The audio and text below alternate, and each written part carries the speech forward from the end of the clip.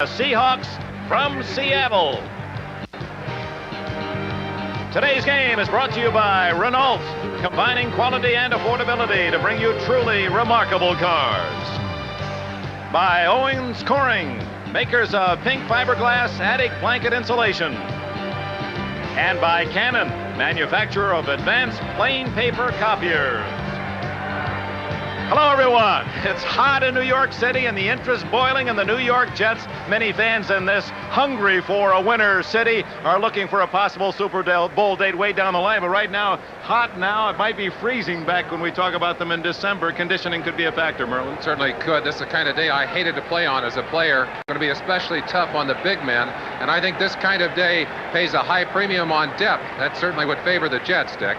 Well, history favors the Seattle Seahawks. In 6 meetings with the Jets, Seattle invariably the underdog. They've won all 6 times. And in order to win today, Chuck Knox says he's going to have to control the football. That means handing off to his prize rookie, Kurt Warner. Kurt Warner, the #1 draft pick, and of course for the New York Jets and Joe Walton, he has Freeman McNeil. He certainly does. An outstanding runner, #1 in the NFL last year. He would very much like to give the ball today, as he did last week, to McNeil, who went for 120 yards and controlled the football last week. There's Walton, a happy man. He has his first head coaching NFL victory. His team will receive to the right. The wind will favor the Jets here in the first quarter. Johnny Hector, Kirk Springs are deep. Norm Johnson of Seattle skids it down at the 15. Taken by Hector, the rookie, at the 5. He's out to the 20. And he's covered around the 23-yard line. The New York Jets, Richard Todd, #14, brings the offense on the field. Todd had a good game against San Diego last week. Freeman McNeil, 120 yards rushing in defense of his NFL running title of last year. Dwayne Crutchfield, quite a big compliment to McNeil in the backfield. Walker with the speed. Gaffney with the moves on the outside. The veteran, Captain Emeritus, Jerome Barkham at tight end. The blockers are Ward, Waldemore, Fields, Alexander, and Powell. An excellent front 5 protecting Todd. Todd felt he got off to a little bit of a shaky start last week. Let's see what he does in the early going here, Dick. First down at the 23. Give it to McNeil. Breaks a couple of tackles. May have picked up 3 into the teeth of that white jerseyed Seattle defense. Let's check the men from the great Northwest. Jacob Green, Manu Tuiasosopo, and Jeff Bryant in the 3-4 alignment that Chuck Knox has brought from Buffalo. Schultz, Robinson, Butler, and Jackson, a fairly young group of linebackers. Defensive backs, perhaps the strength of this defense. Simpson and Brown at the corners. Kenny Easley, an all-pro in his second year, and John Harris, all-time leading interceptor for Seattle, are the safeties. Walker and Harmon. Harmon, the rookie, is slotted left on 2nd down and 8. Schuler in motion.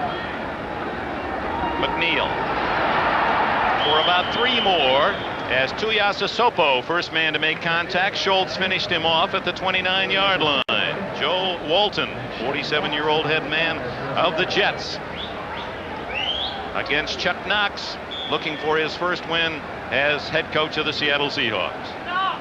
Dick, both coaches really approaching this game in the same way, feeling that the key for them will be controlling the football and controlling the clock. And we'll talk more about that. But Knox, of course, relying heavily on his rookie, Kurt Warner. 3rd down and 5. Todd's first throw, batted in the air. It's going to be almost intercepted by number 54, Eugene Williams. It was there for grabs. He came up a stride short. Number 77, Jeff Bryant, second-year man from Clemson, got a big paw on it. Williams is the linebacker that goes in. They take all the regular linebackers out. Watch Jeff go up in the air right there, stretch all the way out, bats it up. I think if Williams had seen the ball in time, there was plenty of time for him to get to it. Just did not see it until it was too late. Chuck Ramsey to kick. Gregory Johnson, rookie a couple of years ago, free agent pick out of Oklahoma State, to return 10 men coming after Ramsey. Beautiful kick with the wind, spinning spiral. Johnson, and wind took it over his head, and he is down at the 20-yard line. Fumbles. The Jets are going to get a touchdown. Johnny Lynn.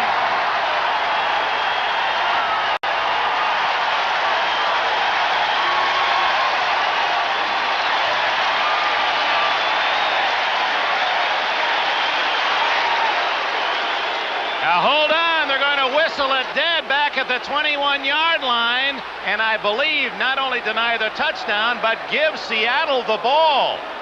Oh my. So that quickly, a very difficult judgment by the officials. They said that progress had been stopped. The whistle had blown it dead. No fumble. Here it is again. Unfortunately, Dick, we won't have the audio portion of this. Let's see if he does, in fact, get stopped.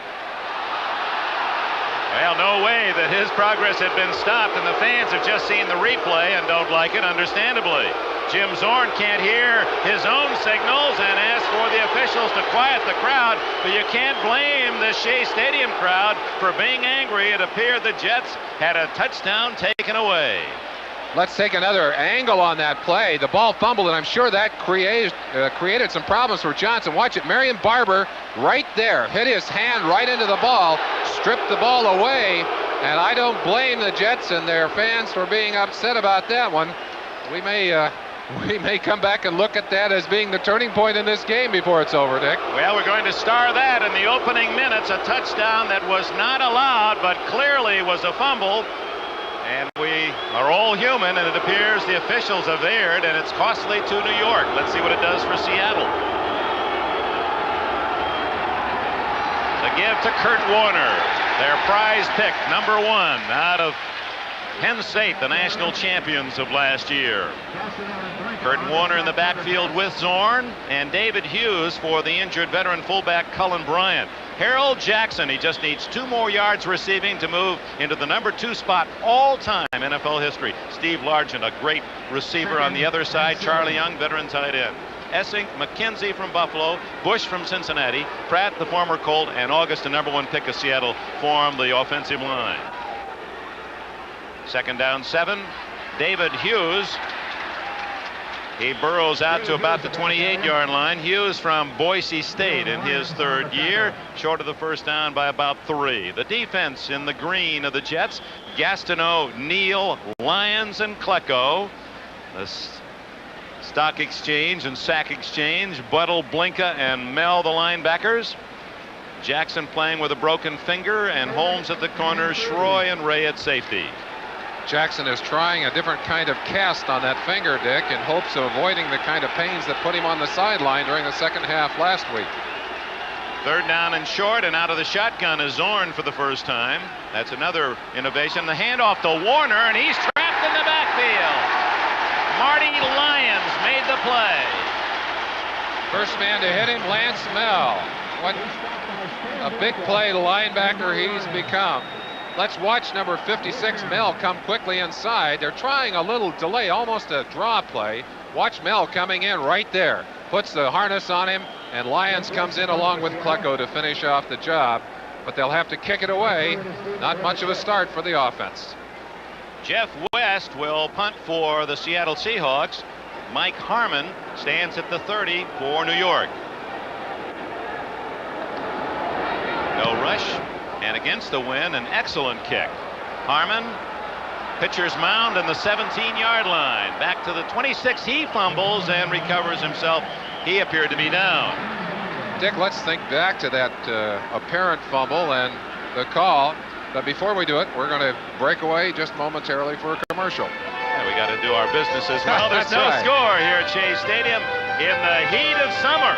What a day. Temperature near 100 degrees.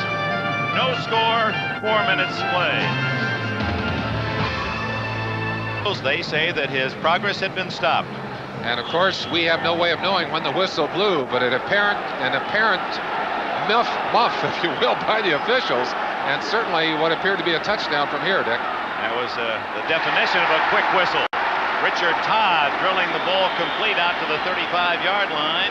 Appeared to be the tight end Jerome Barkham for about 9 yards. Schultz and Robinson on the tackle. Dick, let's go back and talk about the philosophy that both these coaches will employ today. If they can, they will try and control the football with the running game, sprinkle the passes in to keep the defense off balance. And I really believe that if one of these teams can do that effectively and the other one can't, that team will emerge very quickly as the leader and eventually the winner in this game. You're saying the team that passes the most will not be the winner? I think so, Dick. I think if you have to throw the ball today, you lose the ball game. This is Crutchfield's first carry. He has a first down and more. as he plows for about 7 yards out to the 41-yard line. The Jets very cleverly last week in San Diego ran to the turf side of the baseball alignment, and that was part of their strategy. Here they had no choice. They ran to the right on the skin, infield skin, here at Shea Stadium, and Crutchfield good yardage to the 41. Very difficult to cut quickly on that skin turf. And of course, at this moment, where do you go to get away from it? They're going to have to run in the dirt on this play. A triple left with Schuler, Gaffney, and Walker. And now Schuler in motion. McNeil. 45, 50, 45 and out of bounds at the Seattle 44. Freeman McNeil. John Harris finally bumped him out of bounds. Tremendous blocking as you get pulls from Wallimore coming out, Alexander and Powell. Powell staying right out there in front. Alexander number 60 out there, but Freeman McNeil running right through a tackle there, getting a big first down for the Jets. They were really proud of the way their offensive line functioned in front of Freeman McNeil and big Dwayne Crutchfield, also extending Todd some great protection in that big victory in San Diego. McNeil 13 yards on the last carry. From the 46-yard line, Todd all day. McNeil has about 7 more to the 39-yard line of the Seahawks. Bruce Schultz from the University of Texas made the stop for Seattle. The big pass rusher for the Seahawks is Jacob Green, number 79. Picked up 2 sacks last week, but the Seahawks really did not get that much pressure on Kansas City. There's Green. You see him, a young defensive tackle. Well, they're two young defensive ends. Jeff Bryant, they say at the other end, is getting better all the time, and they need to get pressure from that 3-man alignment if they can. But they certainly have not done it so far on Richard Todd. And of course, when you're running the ball effectively, it's hard to go after that passer. Todd to throw, going for 6. He's got it. Walker there, but it's too long. Kenny Easley came over to help out from his safety spot. Going back to that defensive line, Merlin, Seattle has drafted and used their top picks to get linemen. Green, first-round pick out of Texas A&M in 1980. Tuiasosopo, first round the year before, 79 from UCLA. And then Bryant, last year, a number 1 pick from Clemson. Well, they've used a lot of first-round picks for that defense. In fact, 6 of the 11 starters on defense were first-round picks for the Seahawks. It hasn't helped them. Their defense has not been good the last 3 years. From the 39, Freeman, McNeil, first down, following Marvin Powell to the 29-yard line. Boy, he's quite a horse to hide behind. Powell, the All-Pro from Southern California, 260-pound shield. How would you like to have Marvin Powell bearing down on you? Watch McNeil set up the block here. Just lays in right behind Powell. Look at the block on the inside by 60, Alexander. Now watch Powell right over the top. McNeil waiting and getting every ounce that he could out of that play. But that's great when you have a tackle that can get out in front of that sweep and throw that kind of blocks for you. This Jet line really has turned into a powerful unit. McNeil now with 28 yards already, and for some confusion, Richard Todd will have to spend a timeout. The New York Jets have called time with 8 minutes and 26 seconds remaining in the first quarter. Jets thought they had a touchdown. A quick whistle denied, but New York on the move. No score midway first quarter. Expect out in the desert of California or Nevada. Low humidity, fortunately, below 40%, and the temperature near 100 degrees. Freeman McNeil from UCLA, the number 1 pick of the Jets in 1981, led the NFL in rushing last year, averaged 5.2 yards a carry. Last week, in gaining 120 yards against the Chargers, his average 5.2. And he's chewing up chunks in large amounts again today. Todd to McNeil. Breaking tackles, fumbles, and the Seahawks have recovered. It is John Harris to the 25, the 30. Now he might go all the way. Only Richard Todd to beat at the 40, the 30, and Todd, it gets him at the 22-yard line. Oh, and the fans, of course, remembering the play earlier in the game when the Jets were denied a touchdown. Don't like that one, but clearly a fumble in the open to Harris.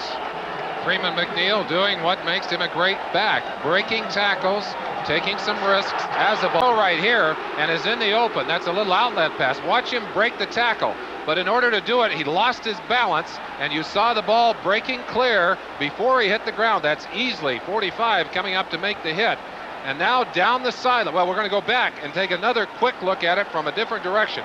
Watch the break of the tackle here. And look at what happens when McNeil loses his balance, tries to catch it, easily grabbing his arm from behind, and that's what cost him the ball right there. Harris alertly, the safety from Arizona State, 62 yards on the return, all the way to the 22 of the Jets. And Todd finally able to come over and desperately pull him down. Now Seattle is ready to get it off, Dick.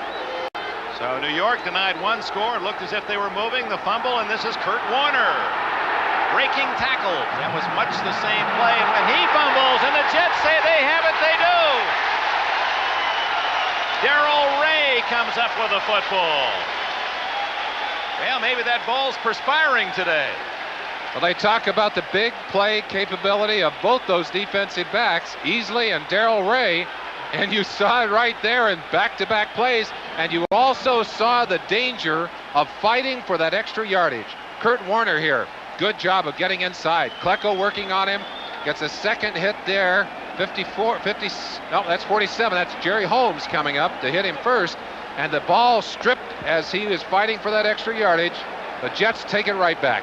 New York gets it at the 16-yard line. We welcome those of you who have been watching the New York Giants game as the Giants dramatically win in overtime in Atlanta, 16-13. Other finals will be passing along to you. Buffalo upset Cincinnati 10-6. Pittsburgh a mild upset at Green Bay 25-21. Many of you saw the first half of our NBC doubleheaders from Cincinnati and from Green Bay.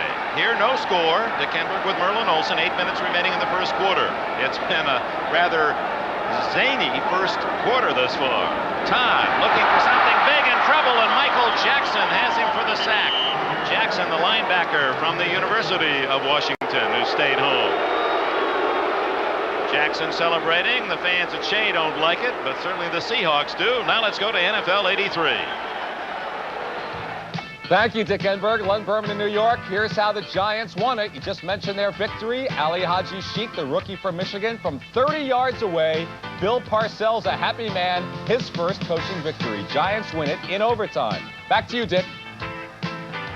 Thank you, Len Berman. So the two New York coaches now have the first win put safely away. That's Crutchfield, who was bothered with cramps in the second half at San Diego last week. Out of the backfield, complete to Augustiniak, breaks a tackle and is dumped at the 17-yard line.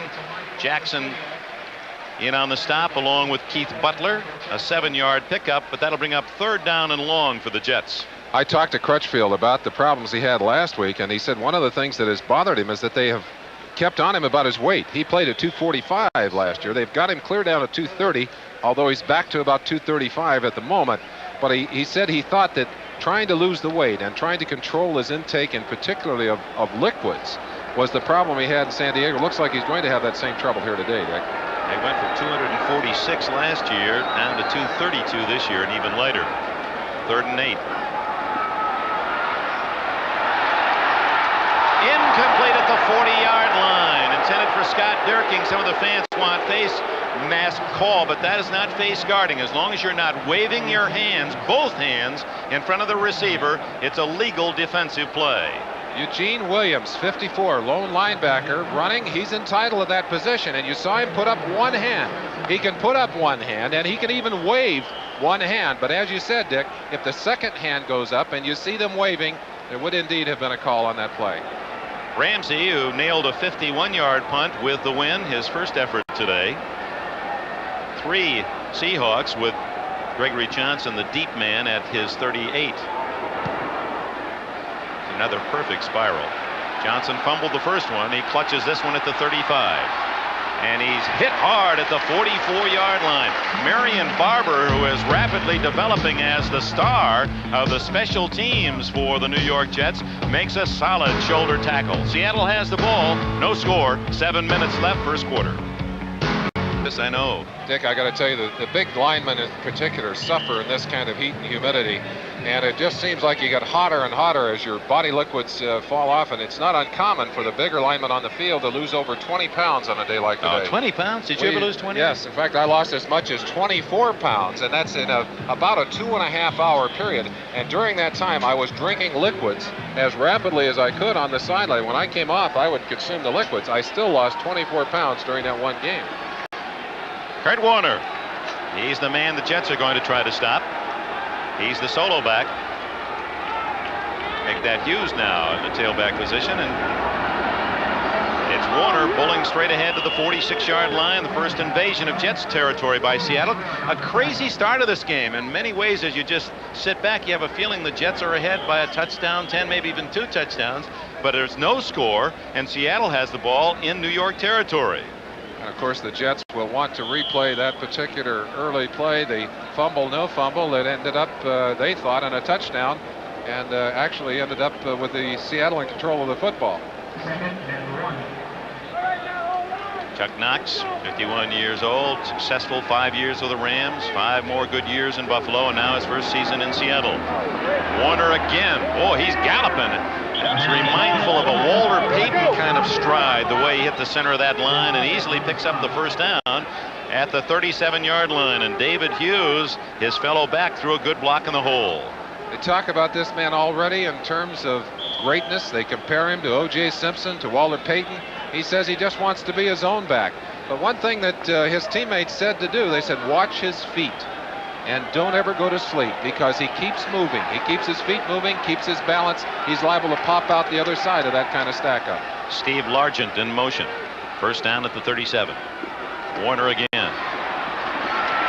And he meets a crowd of Jets shy of the 35-yard line. Ken Schroy up from safety to help out. Other scores as we check action, late action today in the doubleheaders. Baltimore on a field goal by Allegre of 33 yards takes the early lead. The Raiders lead 6-0. Kenny King with a touchdown, 6 yards, but the kick was wide. And New England leads Miami 3-0 down in the Orange Bowl on a Smith 22-yard field goal. Those are early scores. No score here in New York. Second down, 8. Zorn to throw. Looking for Warner, and batted away by Mel, and Mel in the deflection almost had it go off. It appeared the helmet of Warner, and right back to Mel, who's been quite a ball hawk. Zorn did not have a good week last week throwing the football, and part of that could be excused by the fact that his wife was expecting a baby at any moment. I'm sure his mind was partly on that particular event. But at any rate, he needs to be there for this passing game to be effective. They do not have the kind of speed to open up a defense. They have a fine receiver in Largent, but Largent does not have blazing speed. And in fact, last week, the leading receiver was Kurt Warner with 6 receptions. Well, the Jets look for the pass on 3rd and 8. Zorn out of the shotgun. Flags are down. Over the middle and incomplete to the tight end, Charlie Young. Now let's check the penalty. By the way, just to complete the note that Merlin offered, Jim Zorn did have to wait till Monday, the day after the game, and his wife presented him with his second daughter. Keith Butler also welcomed a son this week, this past week. Number so 76. Seahawks family is growing. Decline. So our congratulations to both of those families and both of those proud papas. That was the first for Keith Butler. Of course, the Zorns already had a daughter. Penalty declined, and from the 35-yard line, Norm Johnson, who has a powerful leg, his longest ever is 48 yards. This one would be 53 into the wind, so this would be 5 yards beyond his best as a pro in his second season. Jim Zorn to hold.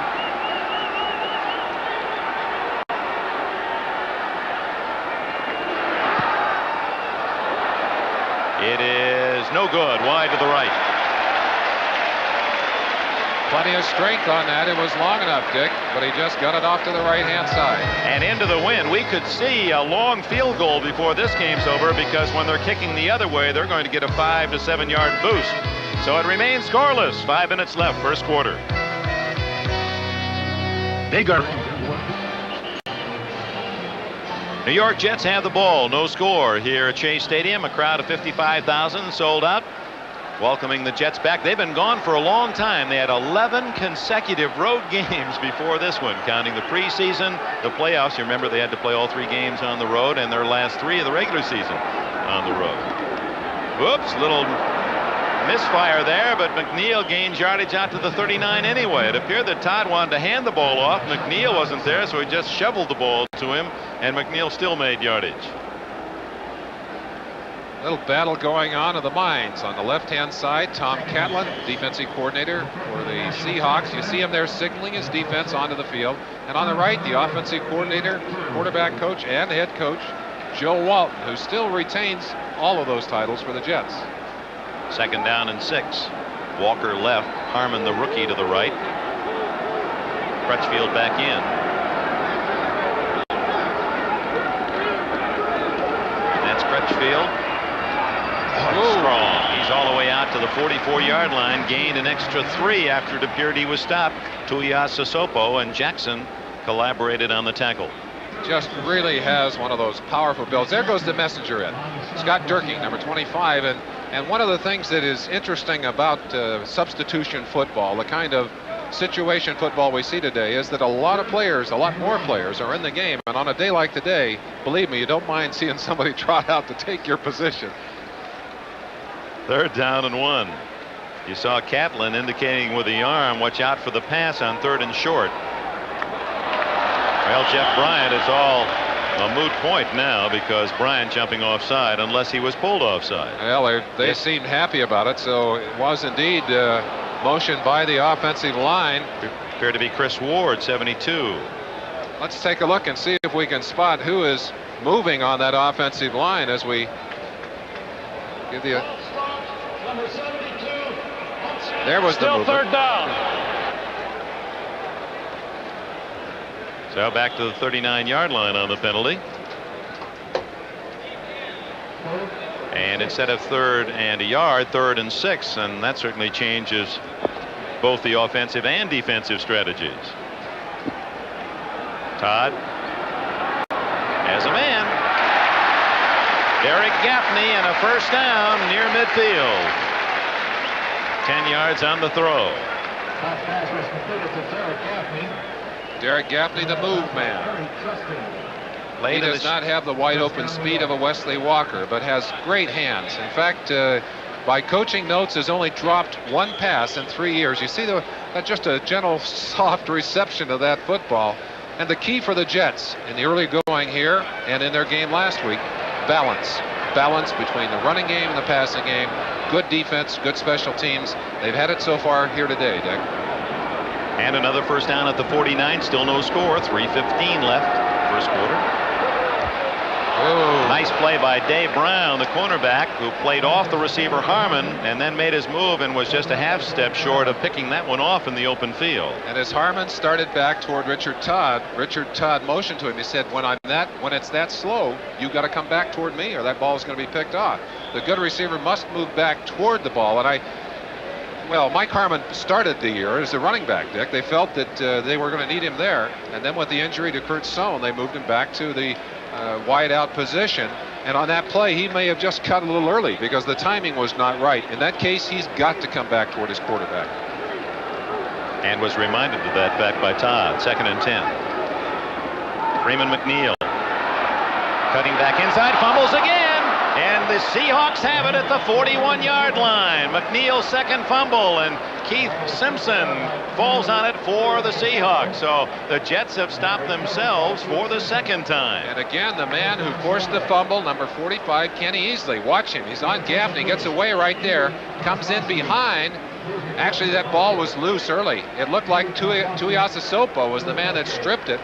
Manu Tuiasosopo, the man that knocked it away. And we can get his name right a few times today, but we're bound to get a few extra syllables in there, Dick. You know, the irony of that is that Tuiasosopo and Easley, the 2 Seattle defensive players, were teammates of Freeman McNeil at UCLA. So ex-Bruins ganging up on one another, and Easley may have injured himself, and that could be costly. They consider him a golden athlete. They feel he'll be an all-pro as long as he wants to play. Let's go back and look at that play as McNeil breaks into the open here, gets away from a tackle on the outside by Robinson, and you saw the ball knocked away. Tuiasosopo able to get his arm in underneath and punch the ball out. That's the second time today that McNeil was fumbled. Easley appears to be not seriously injured and will take this break. Ford for that left ankle. It's not serious. We understand he will return. Seattle with the fumble recovery at the 41 in Seahawk territory. No score. Zorn going for Largent and well covered. Bobby Jackson, bad finger and all, and that has to be so annoying. Jackson from Florida State has become an outstanding defender in this league. Let's check elsewhere at NFL 83. Well, Dick, a lot of people want to know how John Elway's doing down in Baltimore, about the same as he did last week in Pittsburgh. Typical of his day, over the middle, dropped by his receiver, Sammy Winder. He is 0 for 3 with a sack. It's 3-0 Baltimore. Back to you, Dick. Thank you, Len Berman. No score here at Shea Stadium in New York. Exactly 3 minutes remaining in the first quarter. Seattle, 2nd and 10 at the Seahawk 41. Two Jets fumbles by McNeil, hurting New York. Warner on the draw, tripped up just as he was breaking into the open. Marty Lyons got just a small piece on him. The object of that kind of play, Dick, is to get the penetration of the offense or the defensive line. Watch Klecko, number 73, blowing by Essing. And that's exactly what they'd like to see him do. Opens up the hole from the inside, but Marty Lyons read it beautifully. Number 93 and Stan Blinka, number 54, finally put the clamps on Warner to keep him from breaking for a big one. Gain of only 3 when it appeared Warner would get much more. Dornick has joined Warner in the backfield. A wide split, a pass formation, and the shotgun is Zorn. Lots of time. And he misfires as he was looking for number 89, Byron Walker. Good coverage from Bobby Jackson, and the Seahawks will have to give it up. And Zorn, who had a bad week at Kansas City last Sunday, is 0 for 4 today as you look at Wesley Walker on the Jet sidelines. Dick, I can't ever look at Wesley without realizing what an amazing performance he has put on, in spite of the fact that he really is legally blind out of that one eye. And even though he can see shapes and a few other things, the depth perception that he's able to get with one eye, you shut one of your eyes and walk around trying to catch a football. That is incredible. Jeff West, beautiful kick. Harmon inside his 10. Seattle bounce, and now a Jets bounce. Seattle bounce in that it didn't go into the end zone, and then a Jets bounce that it really bounded back, and New York will get position at about the 18-yard line. Well, a lot of you have been watching various games. Let's bring you up to date on the NFL action today. The Steelers beat Green Bay 25-21, first win for Pittsburgh this year. Buffalo, mild upset at Cincinnati, 10-6 winners. Dallas gave St. Louis a 10-0 start and then rolled over the Cardinals 34-17. In overtime, the Giants win 16-13. At Atlanta, Washington beats Philadelphia 23-13, bouncing back from that Monday night disappointment. And Cleveland outscored Detroit at Pontiac 31-26. We'll have more after this play. First down Jets at the 17. McNeil across the 20 to the 21-yard line, and he was really hugging the pumpkin that time. Less than 2 minutes left in a scoreless first quarter. Some good aggressive play on the line of scrimmage by Jeff Bryant, number 77, who's working on Chris Ward, number 72. Bryant driving to the inside. Now watch him right here as he drives inside, coming off the ball quickly. Here he is, right in the middle of your screen. Now watch him as he goes inside here. He's going to clear it off to the inside and break away and make the play inside. Well, that is good effort to get a piece of McNeil. Second down and 6.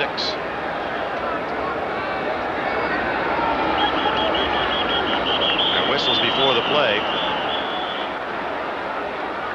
You know that telestrator device where you draw the pictures and Merlin's working with, and it doesn't always cooperate. I've never seen anything or anyone give you more frustration than that telestrator, except for a guy that used to wear a St. Louis Cardinal uniform. Delay. That's the Conrad Dobler of television life. Still second down.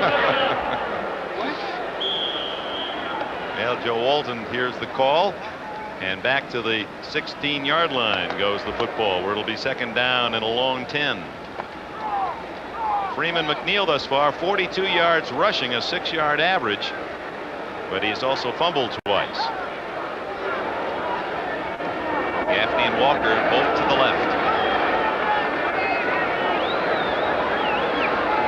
That's where Todd's looking. And for Walker. And it's going to be intercepted. Was he in bounds? Yes. Dave Brown has the interception, his 26th as a Seahawk. That ties him with John Harris for the most in Seattle history. Brown, the last of the original Seahawks, and former #1 pick from Pittsburgh. Position and timing. Dave Brown driving with the receiver, gets excellent position, turns his head. Now watch his head. Watch him turn at the last moment, receive the football right there, comfortably in bounds. Again, you get down almost on the field. Walker turns, and he has no chance. By position, Dave Brown has the football. Well, Chuck Knox talked to him yesterday, said the three priorities: we have to run the football, we have to stop McNeil and the Jets running game, and we have to make the play. When the chance for the free ball is there, we've got to take it.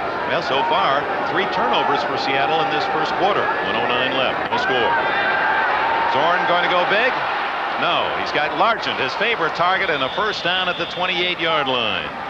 Steve Largent, he had 4 catches last week. He has 404 in his brilliant career in Seattle. Dick, in times when the Hawks had little to boast of, they did have Zorn to Largent, and often that was enough to keep them in the game or even win the game.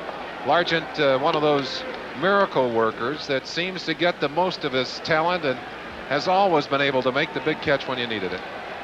They got him from Houston as a rookie back in '76 for a #8 draft pick. First down. Seattle trying to get on the board first. Hughes fighting inside to the 25-yard line, covered by several Jets. Warner slanting outside, trying to attract the attention of the New York defense as the final seconds tick away here in the first quarter. Seattle getting about 4 on that carry, so when we open the second period, they'll have it at the Jets' 25-yard line and second down and 6. So a rather crazy first quarter. The Jets gave it away 3 times, and the officials may have cost New York a touchdown. So Seattle and New York dead even after 1. Second quarter, the statistic that isn't there is turnovers. Jets 3, Seahawks 1. No question about that, Dick. And this is the kind of game that Chuck Knox had hoped to see today. And it's certainly a game that his Hawks have a chance to win if it continues this way. There's Kurt Warner trying to get outside and then rolling out of bounds at the 21-yard line. He'll be short of the first down by a couple. Warner, who set all the rushing records, in fact 41 school records with the Nittany Lions, including most yards rushing in a career, 3,398. His dad and his brother, coal miners in West Virginia. And Kurt glad to be right up on top of old terra firma. Cute little thing happened yesterday. The Jets on their Diamond Vision have pictures of all the players, and during the practice they were rehearsing that fact, and they put up Lance Mell's picture, and Kurt looked up and says, "Hey Lance, how you doing?" A former Penn State man. 3rd and 2. And Hughes appears to have the first down. He's to the 18-yard line, and that'll be enough for a Seattle first down, their deepest penetration of this game. Running right up the gut at the Jets defense in at Blinka, Lyons, and Kenny Neal. They were able to get in there behind their offensive line and get a good gain. Kenny Easley, a sprained ankle, and apparently it is serious enough now that they are going to x-ray it. We'll give you a word as soon as we receive it. You don't take a risk with a back as valuable as Kenny Easley, I'll tell you that. Charlie Young in motion, and then right behind his block goes Kurt Warner for about 5 yards. Also in blocking in front of Warner was Pete Metzelaars from Wabash College, a second-year man. He's one of several outstanding basketball players on the Seattle team. I don't think there's a team in the NFL that has so many former college basketball greats on it. Baltimore 3-0 over Denver in the second quarter. Raiders still lead 6-0, a mixed extra point by Los Angeles. Miami now has taken the lead against New England 7-3. Andre Franklin a 6-yard run, and New Orleans leads the Rams 10-0 in the second quarter out in the West. 2nd and 5. Flags down. That play just got off sloppily, people going in all directions, and it appeared that might be motion against the Seahawks. Now, Kenny Neal moved early, and And that may indeed have triggered some movement on the part of the Hawks. Neal did not move across the line, but someone else apparently did, as encroachment will be called against the defense. There's Neal for the injured Abdul Salam. Salam expected back after the first 4 games. He has a shoulder rotator cuff injury. They mark off the penalty inside the 10 to the 7-yard line, and that's going to be good enough for a first down. Number 99, defense, first down. Gastineau. It happens a lot of times, Dick. That's why I wouldn't blame it on Neal. But the movement inside, Gastineau sees that out of the corner of his eye, and he's trained to go on movement. And so he did indeed move and got himself across because he's snugged up on the ball. Neal was probably back a few inches and was not offside, but Gastineau was. First and goal for Seattle. No score in the game. Early second quarter. Warner. Big hole and a touchdown for Seattle. Curtis Warner. The Seahawks rushed for only 4 touchdowns all last year. Didn't get a rushing touchdown at Kansas City, but Warner has the first of 83 for Chuck Knox. They came right back and they ran a sucker play on number 77. Kenny Neal. Now watch him as he drives inside, takes himself right out of the play, and you're going to have to tackle Kurt Warner yourself as he comes right into your lap with his touchdown. Last week, his first NFL touchdown, he spiked the ball so hard it went into the stands. That was after an 18-yard pass reception, so he has 1 catching, 1 running. Now the extra point by Johnson down the middle, and the Seahawks, the underdog by more than a touchdown, have taken the lead 7-0. Here's the score again. Kenny Neal drove inside very aggressively and literally opened up that hole himself. And of course, Kurt Warner more than happy to take advantage of it and put the points on the board. For his first win in Seattle, as you can see in the second line, he's 6-3 lifetime coaching against the Jets, but Seattle 6-0. They've never lost to the Jets, and they lead 7-0 in the second quarter today. Johnson's kick to Hector. Picked up at the 15 by the rookie and scrambles to the 27. Merlin, are there Hex teams? I know in baseball there's a pitcher you just throw out the glove and some clubs can't beat him. How about in football? Do you kind of worry about, if you're a Jet, worry about a team like Seattle? Well, Dick, there is a tremendous swing in the level of emotion and in the level of concentration. And if a team believes, in fact, that they have a Hex on another team or that they really have someone's number, they play better. And consequently, the same thing happens on the negative side. Sometimes a team seems to just be able to get all the breaks against you, and it makes you frustrated. Well, that's certainly been the case thus far for Seattle as they lead 7-0. Todd trying to answer the encouragement of this crowd, and McNeil on a blitz coming through. No, it wasn't. It was 79 Jacob Green. He came through cleanly and got to McNeil almost as McNeil received the handoff. Stunning to the inside from that 3-4 alignment. Jacob Green just flew in there, got a hold of McNeil before he could make any kind of a move at all. And McNeil lucky to shake him loose and get close to the line of scrimmage, but did manage to lose about a yard in the process. Green, one of those former basketball players. He was a star in high school in Houston.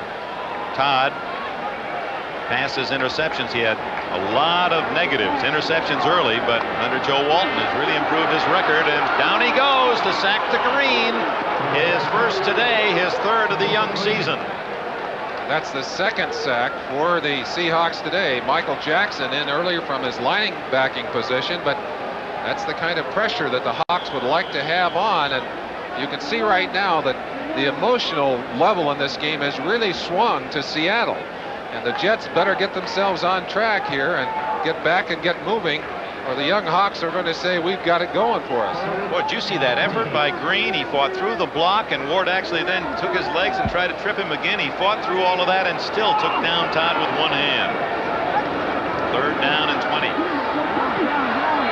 Complete to Barkham, but the Seattle defense gave the Jets that pass. They weren't going to give the first down. 11 yards on the play, but that'll be 9 yards short of a first down. Fourth down, and Ramsey and the punting team comes on for New York.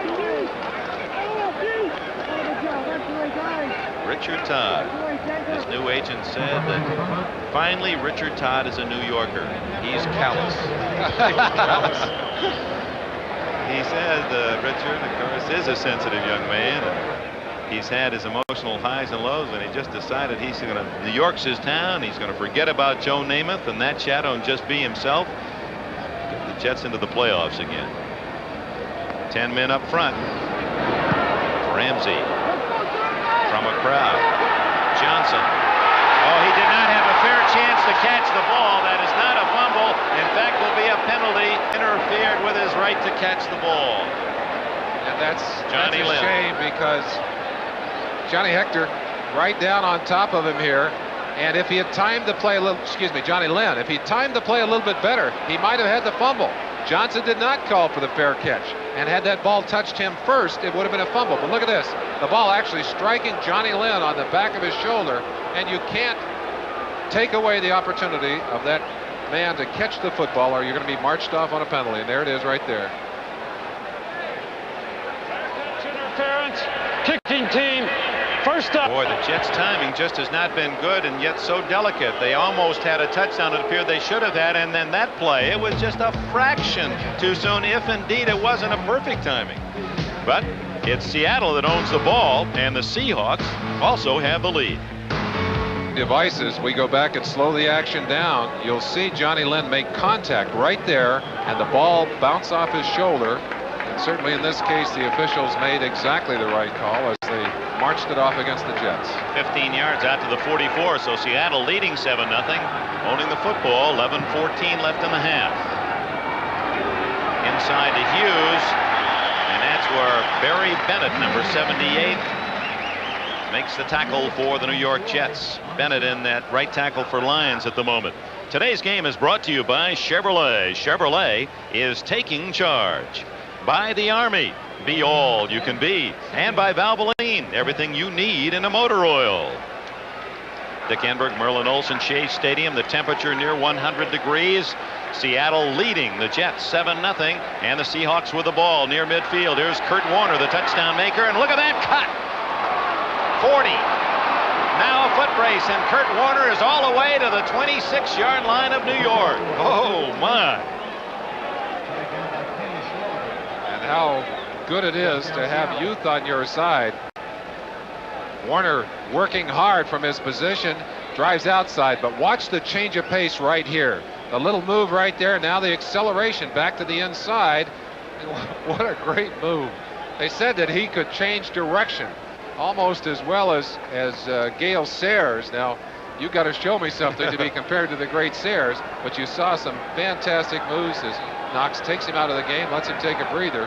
He has really worked hard here in this first half. 31 yards on that carry to boost his total up to 81, and a first down at the Jets 26.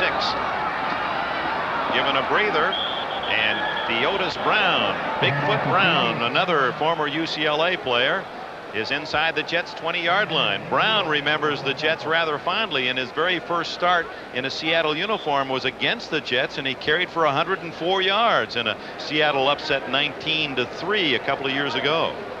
The Seahawks have only had 9 100-plus yards games from the running backs, 2 of them against the Jets, and the way Curtis Warner is going here today, he may add to that total. Warner still taking a breather, so it's Hughes at fullback and Brown the tailback, and he's a big man at 225. Hughes, and he fights forward for an extra yard that may be good enough for a first down. Dick, we talked about this being a test of both teams physically, but it's also a test of character for the New York Jets. They certainly showed that they were ready to play football against a good opponent last week. They went out to San Diego on the road, won their opener, had not done that in a long while. But in order to be a championship team, they must win the games that they are expected to win. As you see them measure and indicate a first down, the Jets are going to have to win the games they are expected to win against teams that are not as good as they are.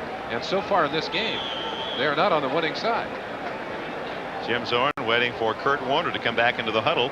David Hughes has said aloha on a first down. Hughes from Honolulu. A couple of former high school stars from the islands on the Seattle team. Hughes, the fullback who went to Boise State, and the backup center, Kane Kauai from Hawaii, a free agent rookie. This is Warner looking for a hole, and only an excellent open field tackle by Stan Blinka, number 54, denied Warner a possible score. Let's pause briefly From New York, for station identification, this is the NBC Television Network. This is Channel 4, KNBC, Los Angeles. Well, an upset developing here at Shea Stadium in New York on a desert hot 100-degree day. The Seattle Seahawks leading the New York Jets 7-0, and the Seahawks with the ball inside the New York 15-yard line. 2nd down and 9.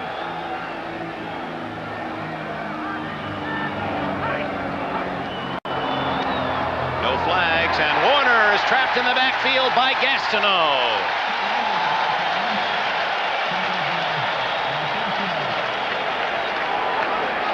Jimmy Zorn going to a long count. He was able to get the Jet defense offsides earlier, and they jumped here, but they did not enter the neutral zone. That's a delayed kind of play, and Gastineau showing you the kind of quickness and speed that makes him such an outstanding defensive lineman. That's not a sack, but he did his sack dance anyway.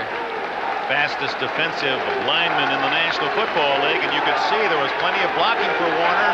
To the opposite side had Gastineau not caught him from behind. Out of the shotgun is Zorn. 3rd down, 13. Gastineau gets him.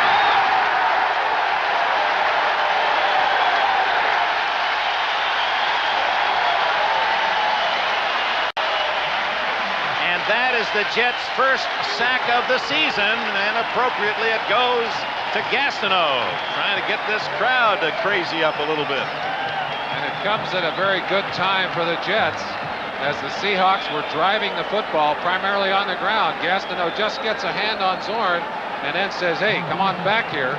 You see his enthusiasm and his excitement. Even more important, cost him a few yards and put Norm Johnson out to about a 41-yard field goal. Zorn to hold. With the wind, it's going to be good by plenty. Oh, that would have been good from 61 yards. 40 yards, and it kicked it like an extra point. And the Seattle Seahawks trying to make things even more miserable for these weathered fans in New York. It's 10-0 for the Seahawks. It's hang time on kickoffs, but the first 2 have been flat kicks.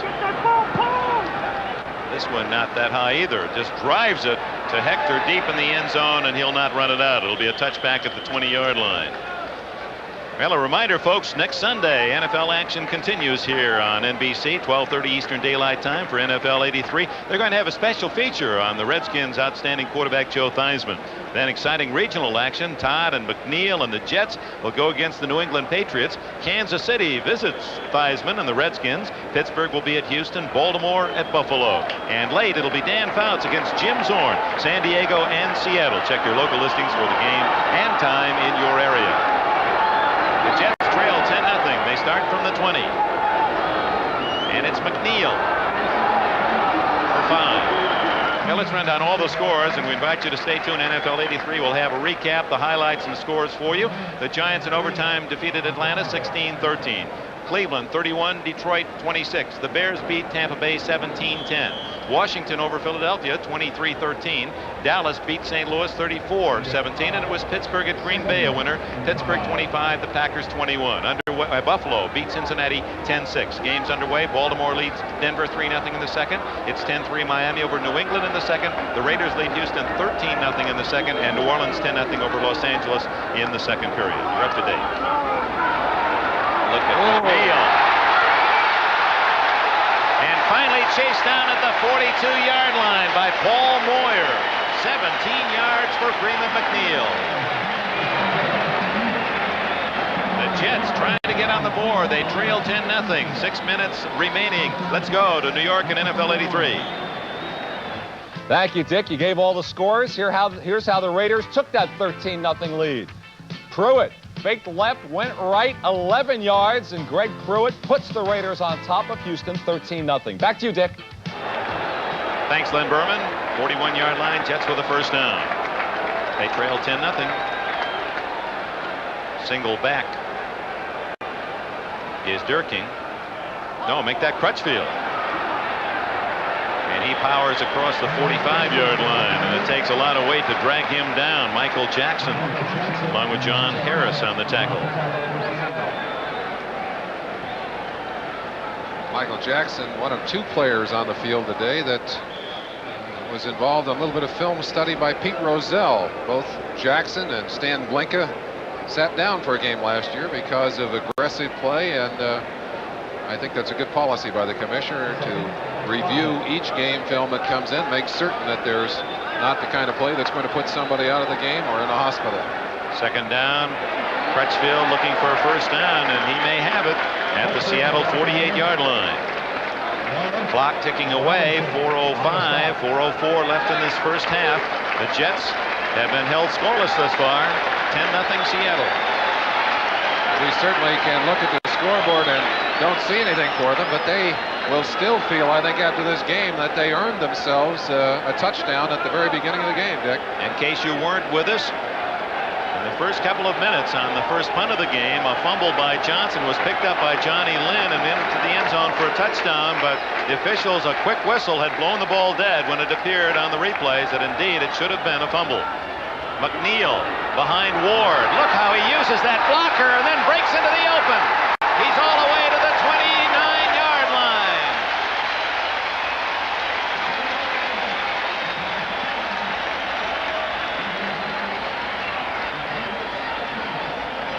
"19 yards, Merlin." A fine run by Freeman McNeil. You'll see him coming out behind the pulling offensive lineman. Look at the way he uses the blockers there. Jerome Barkham, 83. Looked like they had a hold of his helmet. You see him put his hand up? I think that first tackler, Dick, got his finger in the ear hole of Freeman's helmet, and he went to his ear as he pulled his head back up. You saw the graphic, 82 yards in this first half for McNeil. Kurt Warner has picked up 78 yards for Seattle. First down inside the 30. And Todd looking for 6. Instead goes short and it's incomplete. Crutchfield hit immediately by Kenny Easley, a pair of 45s. Boy, had Easley. They say that if you have the football, it's hazardous to your health if you're in Kenny Easley's territory. You look at 57, Sheldon Robinson, Easley number 45.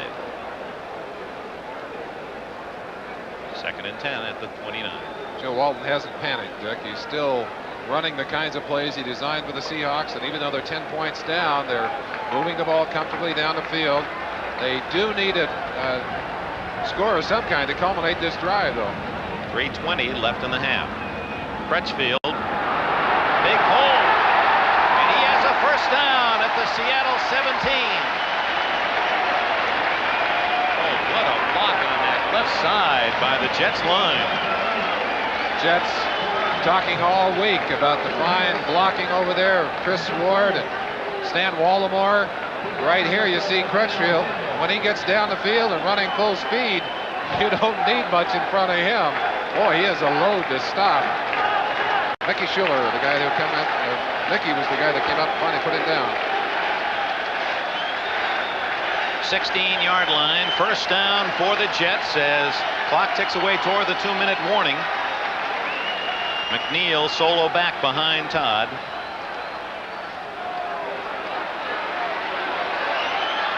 Complete to Harmon at the 10-yard line. Butler made the tackle after 6 yards.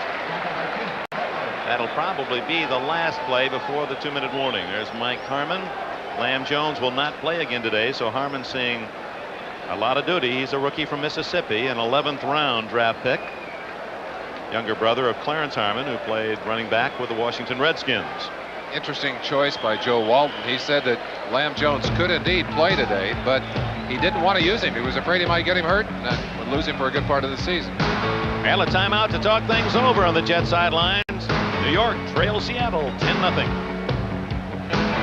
Seattle, their top defensive back, Kenny Easley. Now they have ice on that injured ankle, so in this goal line stand, they have to dig in without their big hitter from that safety spot. It's first and goal for the Jets. The ball is right on the 10-yard line. Seattle leading 10-0, 2 minutes left in the half. McNeil. Whoops, that should be a face mask. It appeared that somebody grabbed him by the face bar and pulled him back. He gets about 3. Maybe they got him by the collar. Yeah, hard to see it. Let's go and see what Freeman McNeil can give us here as he whips around to the right on this one. McNeil will move off to his right side behind the blocking of number 45 Crutchfield. Now watch right here. There's the shot right there coming from the backside. Looks like he's got a shoulder pad, Dick, rather than the face mask, but the head snapped around in much the same way. Good play by the defense. And a good call by the officials. Indeed, from long distance, from the reaction to McNeil, it's the kind of head jerk that you expect to see the flag, but the official on the spot. Timeout is called by Seattle. So on this hot day in New York, 1 minute, 19 seconds remaining in the half. The Jets have not scored yet. They're 8 yards away from the end zone. 6-yard pass to Harmon, a 2-yard run by McNeil. So it's 3rd and 2 now at the 7-yard line. And Durking plowing to about the 6. That's going to be very close to a first down. And of course, it looks like they're going to be just a shade short of that. Now, depending on the mark, last week, Joe Walton had really 4 choices on 4th down. Do we go for it? Do we not go for it? On all 4 occasions, they decided to go for it and made the yardage. Now let's see what he does here. He starts the field goal unit on the field, and now he's going to call him back, I believe. Oh, that'll please the fans. They don't want 3. They want a touchdown. Well, they've taken out the measuring stakes, and I think he wants to see how far it is. He wants an idea of exactly how much they're going to have to get to make it. There it is.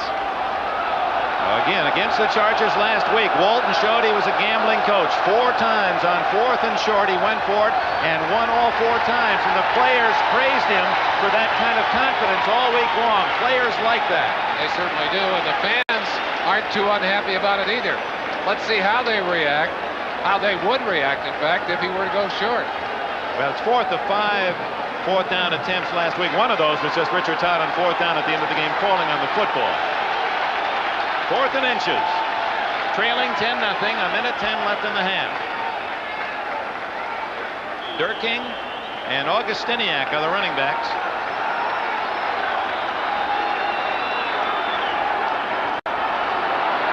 Todd sneaking ahead for the first down. A lot of movement down there before that play, Dick, but no flags on the ground. It looks like the first down has been achieved, and there's a timeout signal in from the sideline. 56 seconds to stop the clock. Jets had to use a timeout, remember, early in the first quarter, so they have only 1 left. Jacob Green, number 79, jumped, and indeed the Seahawks were offsides at the beginning of that play. Todd diving over his center, Joe Fields, the Pro Bowler, for a 1st and goal at the Seattle 5. Bird, and the preceding announcement done so well by Tuiasa Sopo, furnished as a public service by the National Football League. In the final minute, first half, Jets trailing 10-0. Todd looked as if his arm was hit. Gaffney was open. He had a step on Simpson, but the ball flopped short. Jeff Bryant either had Todd or the ball. Hard to tell which, as that ball just kind of floated out of there. Bryant doing his own version of Gastineau's dance. Bryant will come from the top of your picture. Let's see whether he touches the ball or Todd's arm. Right there. It looked like Todd didn't get that ball released properly. And I don't know whether it was touched or not in the air. It was not out of his hand very well, I'll tell you that. From the 5, 2nd and goal. McNeil runs into his quarterback and then runs into the Seahawks, but he almost gets in anyway. What an effort. He's all the way to the 1-yard line. Boy, that play, a foul right from the start, and McNeil turned it into a 4-yard gain. It's 3rd and goal inside the 1. 30 seconds left in the half. Todd. Touchdown! Ooh, he did not hang on. Wesley Walker. Now another 4th down decision, and you got to figure that Walton, who's 5 for 5, will go for it again. No, he's bringing on Pat Leahy. Does not want to risk not getting any points in this first half. The quick go here as he throws the ball high, and it was costly. They gave up an early timeout, Dick, and I think they really felt like they were under the gun here. Wesley Walker able to get his hands on that ball, but you see Walton's disgust. He wanted the 7 points, and I'm sure that they'll be happy to go in without being shut out in this first half, but they dearly wanted that touchdown. Well, credit Keith Simpson for saving a touchdown. Walker obviously had it. Leahy, no more than an extra point, but it counts for 3, and it's 10-3. The fans boo, and now they reflect back on the very early moments of this game when they thought they had a touchdown, and it was denied on a fumble and a quick whistle. So Keith Simpson, as Walker had the ball for a touchdown, but Simpson able to reach in and rip it away, and the Jets have to settle for 3. So with 22 seconds left in the half, it's 10-3 Seahawks. Let's go to NFL 83. Well, Dick, Miami has an amazing streak at home over the years against the Patriots. Here, David Woodley throws a touchdown to young tight end Dan Johnson. That makes it 17-3. The Patriots haven't won there since '66. Back to you. All right, Len. And for the Jets, they'll be kicking off now to Seattle with just 22 seconds left in this first half. Oh, your feelings, Merlin. One about the Heat, one about the fact that here's an underdog that has never lost to the Jets. 6 out of 6 for Seattle. They're apparently going to be leading at halftime. What's that do at the intermission for these two clubs? Now you're looking at a very, very narrow gap, especially for a team like the Jets that have so much offensive firepower. But certainly Chuck Knox has to be pleased. His team has played the kind of football he needed to play in this game to win.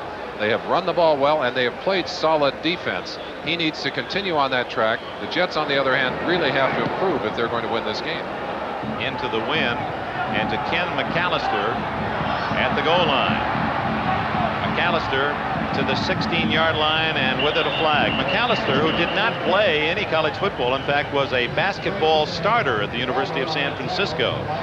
6'5" point guard with Quentin Daly with the Dons. You rarely see a man of that height, he's 6'5", as you said, Dick, on the return team. That's unusual, and one of the reasons you don't see it very often is when they run, that ball is up very high off the ground, and it puts it at about the level of the heads who are being driven into. That's a good into point. his chest. I'd never thought of that. Indeed, most of the good return men are the shorter backs and not somebody too tall. Holding number 56, receiving team, first down. Well, Seattle undoubtedly in this situation with the ball inside the 10-yard line. Chuck Knox isn't going to take any chances. 16 seconds left in the half. Knox is a conservative coach by nature anyway, and certainly will be more than pleased to go into the locker room at halftime. Yards rushing, the 2 men we expected to see carry the ball have and have done it very effectively, although McNeil has fumbled twice today. Zorn sits on it, and the Jets will let the clock run, even though they do have 1 timeout left. Both clubs will head to the coolness of the cellar locker rooms here at Shea Stadium. And Chuck Knox and the Seattle Seahawks, with a design on an upset, lead 10-3 at the intermission. Stay tuned. NFL 83, all the scores with Merlin Olsen. And Merlin, your premise at the start of the game was the team that threw the ball the fewest amount of times would be the team that would win the game. That certainly felt true in the first half, Dick. The Seahawks threw 5 passes, only completed 1, and yet they're up by 7 points. The Jets threw 15 passes, completed 7. But it was obvious that because of the big plays, the turnovers, and their ability to get the running play when they needed it, the Hawks have really had the ball and control of the game in the first half. Well, the players will receive some good news, at least when they first see the field coming out for the second half. The shadows have grown, so they won't be playing the second half in the sunshine, but the temperature has remained 95 degrees. What do you see for the next 30 minutes? Dick, I think certainly the Hawks have had a greater emotional drain in this first half than the Jets. I think it will be easier for Walton to get them up than it will be for Knox to keep the Seahawks at the same level that they played in the first half. I see that as a very bad sign for the Seattle Seahawks and a good one for the Jets. At the same time, I think it's very important that the Jets get off to a quick start here, Dick, and there's no question in my mind that's the kind of thing that they were talking about in the locker room. Let's look quickly now at the stats for the first half. First downs in favor of the Jets as they were able to control the football with 130 yards rushing, most of that in McNeil's hands. Of course, Seattle not far behind. And there's the passing yardage that is different, although 45 yards in a half is not a very good outing for Richard Todd. Seattle will get the ball to start the second half and will have the wind in the third quarter. Richard Todd tuning up his team, favored and handily against Seattle, but trailing 10-3 at the halfway mark. Dick, it's been my experience with teams that have had their way in the first half, and there's no question that Seattle got virtually every break that came along, or most every break that came along. The touchdown that was called back, the 2 fumbles by McNeil, the interception, and not to have more points on the board is going to be a little discouraging for them. Boy, Leahy really roots one out, and the Seahawks, McAllister, will take the touchback at the 20-yard line. So Leahy continues to power the ball deep on those kickoffs. So Seattle takes the field first on offense. Jim Zorn, the quarterback, will have Kurt Warner. The rookie is certainly showing some brilliant moves in that first half and scoring the game's only touchdown. At fullback for the injured Cullen Bryant will be David Hughes. The line of Essink, McKenzie, Bush, Pratt, and August. Tight end Charlie Young. And the wide receivers, Harold Jackson, still looking for his first catch, needs 2 yards to move past Lance Allworth into the number 2 position all time, and Steve Largent, the other wide receiver. 91 yards last week in the first half, 2 yards in the second half because the Seahawks didn't run the football. They will in this half. And Warner gets it first, and look at him go! What moves by Warner as he's past the 35-yard line. And indeed, he has that ability to give you the feeling all 200 pounds is going one way, and the next moment the tackler sees him going the other. Watch Kurt Warner shift direction here. I don't think you'd want to be down there trying to tackle him. Look at the way he's able to adjust his body weight. Tremendous balance. Look at that move on Darrell Ray. Just absolutely freezing Ray. Ray doing everything he could to get his hands on him. Warner has an ability to come out with big plays right at the first of a game and at the first of a half, and that was one. So first down across the 35. It's to Hughes inside, and no hole at all. Kenny Neal seemed to block it well for the Jets. Dick, one thing that is very important is the ability of the Jets defense to get off on the right foot here. If Knox's Seahawks can take the ball and move down the field, then they can establish the fact that in the second half that nothing has changed. And obviously the Jets want some things to change dramatically. Well, Neal from Iowa State making that defensive play and stopped cold, so it'll be second down and 10. Largent right, Jackson to the near side. Zorn for only the 6th time to throw. Incomplete to Charlie Young and broken up neatly by Darrell Ray. Well, we're seeing 2 of the fine young safety men in the National Football League matched in this game. Darrell Ray from Oklahoma in his 4th year for the Jets. In 3 years, 16 interceptions, 3 touchdowns. And of course, Kenny Easley, a hard-hitting safety man who was injured for Seattle. Darrell Ray did a fine job, and let's give some credit to that Seattle offensive line. We talked about the Jets offensive line, but Seattle has played very well. Their offensive line very well. In fact, Reggie McKenzie and Ron Essink, questionable for this game, have both done a fine job on that left side. Out of the shotgun is Zorn. He likes Largent. And goes to Harold Jackson, and that is a very important catch for the veteran wide receiver from Jackson State. Harold Jackson now is second only to the former Jet, Don Mader, in all-time receiving yardage. And remember when he was a rookie with the Rams, they called him Double O Soul out of Jackson State. He used to wear 00 there. He looked too small. Someone said, get that little kid off the field before he's hurt. He's never been hurt. 16 years in the league.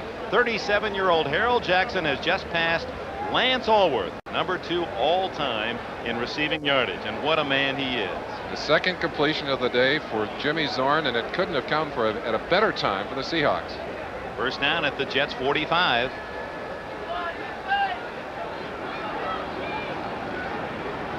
Warner. Fans are cheering because Gastineau had Zorn, but Zorn didn't have the football. Warner is to the Jets' 42-yard line. Well, one of the nice things about records is it gives us a chance to salute those who set them previously. Lance Allworth from the University of Arkansas. Interestingly, he was Jackson's idol. They're both high school products from the state of Mississippi. That flowing style and leaping talent and speed of Allworth, and Jackson in many ways reminds you in style of the man he has just passed. It certainly does. Both great receivers, and who can forget Bambi's ability to go up and pull the long one down. What a great receiver he was. Second down, 7.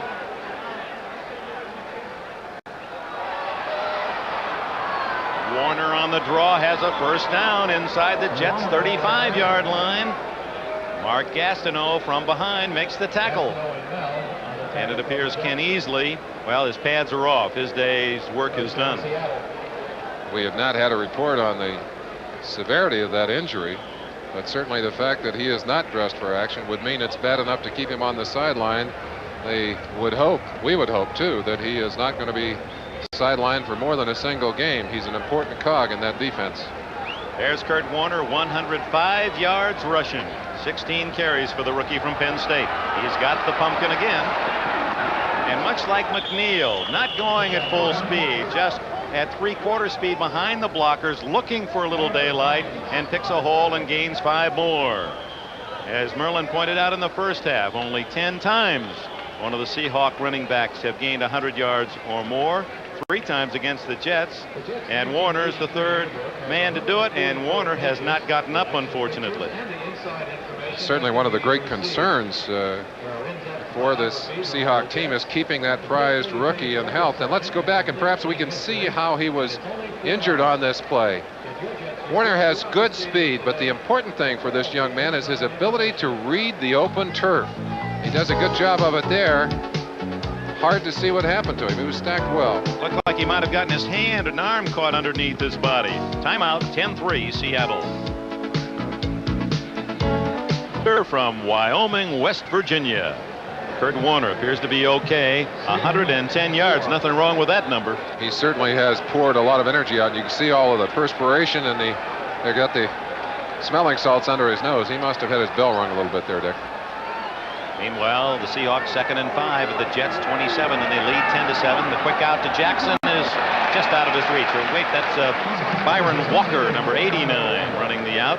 Bones Walker from the Citadel, one of the many free agents on this Seahawk team. Jimmy Zorn had that one just a little too far over the outstretched fingers, and the specialty units come onto the field for the Jets. Johnny Lynn and Buttle back into the game. Crosby and Blinka to the sideline as the Jets put an extra DB in there. Walker is wide right with Largent just slotted to the right. Jackson to the near side. It's a big play out of the shotgun. And wide open is Dan Dornick, who started his pro career with the New York Giants. He's out of bounds with a first down at the 21-yard line. Dornick, who is studying for his medical degree at the University of Washington. Little battle of the wits. We showed you the signals in the first half for the Seattle defense. There's Chick Harris, who'll be signaling in the offensive plays for Chuck Knox. Now he's doing them with visual signals. Chuck will tell him what play he wants. There are some of them being called down from upstairs. On the other side, Joe Gardy is the guy who's calling the signals for the Jets on defense. We'll show you that split again in a moment. From the Jets 22, the Seattle Seahawks keeping the ball from the opening kickoff in the second half, and Dornick running like a young pony there. He's well rested. And Ron Crosby finally drags down the former Washington State star at the Jets' 14-yard line, a gain of 7. You see Chick Harris signaling. Ken Myers is actually upstairs. He's the guy that coordinates the offense for Chuck. But I got to tell you, with all these running plays being called, Knox is having more than just a little input. Ralph Baker, the man standing between Coach Gardy and Coach Walton, is signaling in the defenses for the Jets. And they better get some tough ones in there right now, or they're going to find themselves down even further. 2nd and 3, 11th play of this drive to open the second half for Seattle. Dornick again. And behind some fine blocking as they wedge forward. Robert Pratt, the right guard, Blair Bush, the center, and August, the right tackle. And Dornick has a first down at the Jets' 9, maybe the 8-yard line. Dick, I got to tell you, I've sat through a lot of Chuck Knox's halftime speeches, and I promise you that the thing he told his team is that we've got to play another half just like the one we played in the first half. Dominate on the line of scrimmage. And they've come out and done that. They've protected their quarterback very well, and they have blown the Jets' defensive line and linebackers off the ball. If they can continue to do that, they are going to win this football game. They continue without Kurt Warner. Dornick behind Zorn. 1st and goal at the 9. Dornick again. And big yardage all the way to the 2-yard line. And some great blocking again from 61 Pratt, the right guard from North Carolina, and Steve August, number 76, the Tulsa product from on that right tackle side. a little feeling for the kind of pressure being put on. Look at those Jets going the wrong direction toward their own goal line. Let's go way up high in the air, and you'll get a feeling. Watch the surge now. Look at that offensive line for Seattle come off the ball. Both tackles knocked off the ball. Kenny Neal and Marty Lyons both knocked off the ball on that play. 2nd and goal from the 2. Dornick again, same hole, but it closes this time as number 78, Barry Bennett from Concordia, Minnesota, made the tackle. No gain. Well, to the well one time too many, but it was going so well. Why stop until you find out? It's the 14th play of this drive as Seattle has consumed over 6 minutes of this 3rd quarter already. Panorama, the view from atop Shea Stadium. 3rd and goal at the 2-yard line. Brown and Dornick are the running backs, 2 tight ends. Deotis Brown.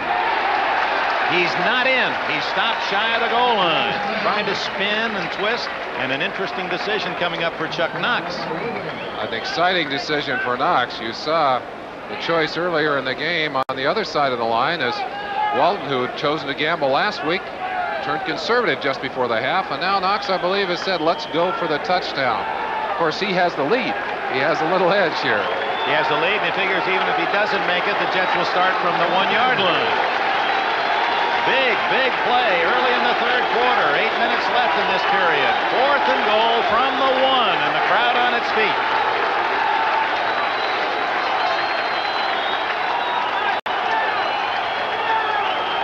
Brown, and the Jets have stopped the Seahawks.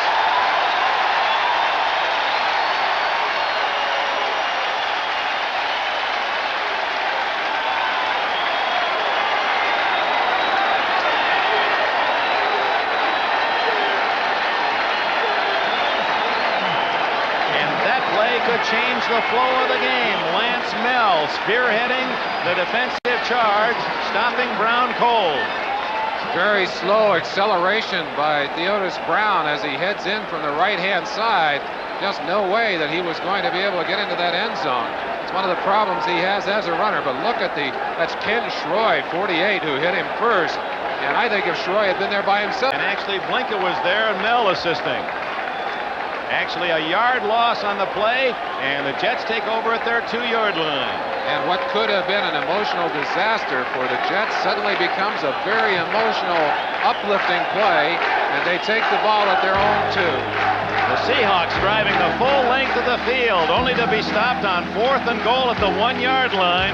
Now it's the Jets' turn. With a crucial goal line stand, denying Seattle a chance to build on a 10-3 lead from the 2. Richard Todd to Freeman McNeil. And he's to the 5-yard line. We understand that Warner, a slight groin pull, but should return if needed in the 2nd half for Seattle. And of course, we have to ask the question, would they have been denied the touchdown if Warner had been in the game? Or even if Colin Bryant, their starting fullback, had been in the ball game? Bryant, of course, noted for his quick acceleration, would have been at the line of scrimmage much more rapidly than Deotis Brown. Thus far, Kurt Warner out rushing Freeman McNeil, but it's McNeil's turn, 2nd and 7. He's the only back behind Todd. Todd from his own end zone. Under pressure, going for Walker. He's got it at the 45-yard line of Seattle.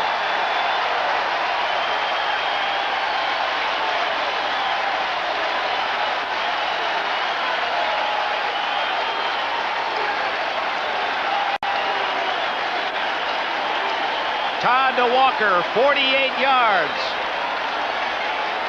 A chance to watch Walker at the top of your screen. Now watch him working on Brown right there. He's going to take it all the way down inside. A little wiggle to the outside. He didn't even bother. He just blew right on by him. Now watch it right here. Ball slightly underthrown. Brown never did see the football. Actually could have, I think, been called for interference there. But what a great catch by Walker, and what a big boost for the New York Jets. First down at the 47 of Seattle, trailing 10-3. Middle of the 3rd quarter. Freeman McNeil. He is to the 35-yard line. First down for the Jets.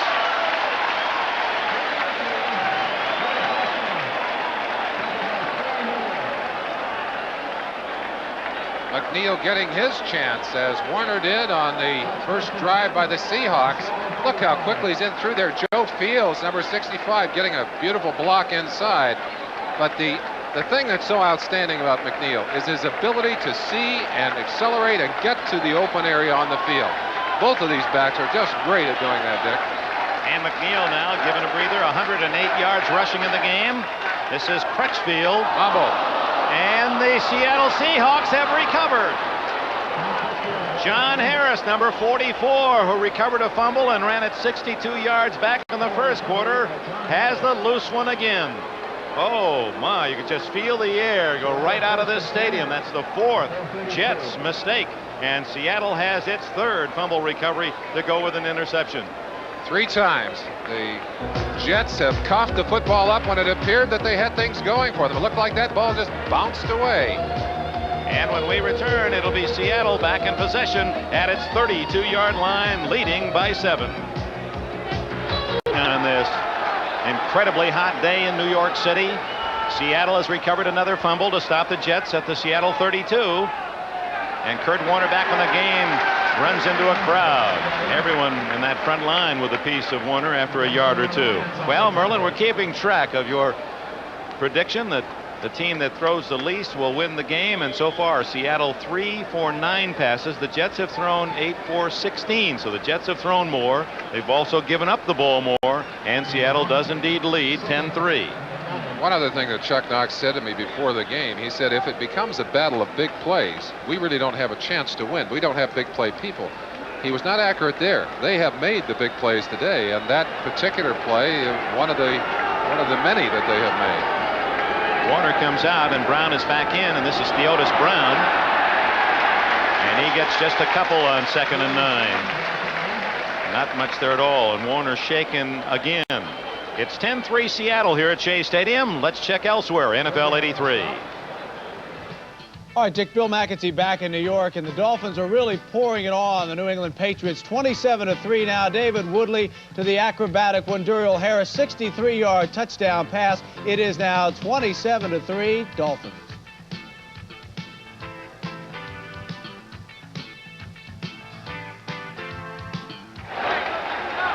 (10-3) here. Seattle leads the New York Jets. Well, New England might as well just mail in those games down in the Orange Bowl. Jim Zorn on 3rd and 7. Throwing for Harold Jackson, incomplete at the Jets' 41-yard line. Jerry Holmes and Darrell Ray with the coverage. And a Jet player down at the line of scrimmage. It looks like Joe Klecko, who's on the ground, and that's not good news. They certainly don't want to lose their right defensive end. No, it is not Klecko. It's Gastineau. No, it's Lyons. Hard to see. It is Marty Lyons, but they did get excellent pressure.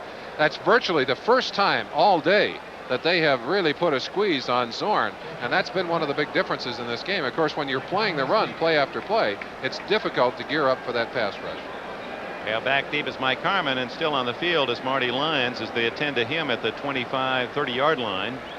Dick, Lyons has had ankle problems. In fact, was used just rarely in the preseason, and it appears that he may indeed have hurt that ankle, but he's walking good now. That's walking properly. It's good to see him up. Let's pause briefly for station identification from New York. This is the NBC Television Network. And KNBC Channel 4, Los Angeles.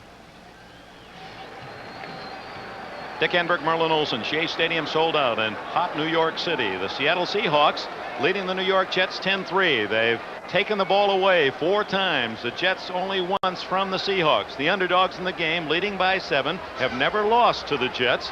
6 out of 6 since they joined the National Football League. And Jeff West will be kicking off the pitcher's mound. And able to get on the grass with the wind, sends it toward Harmon at the Jets' 24. And Harmon to the 32-yard line.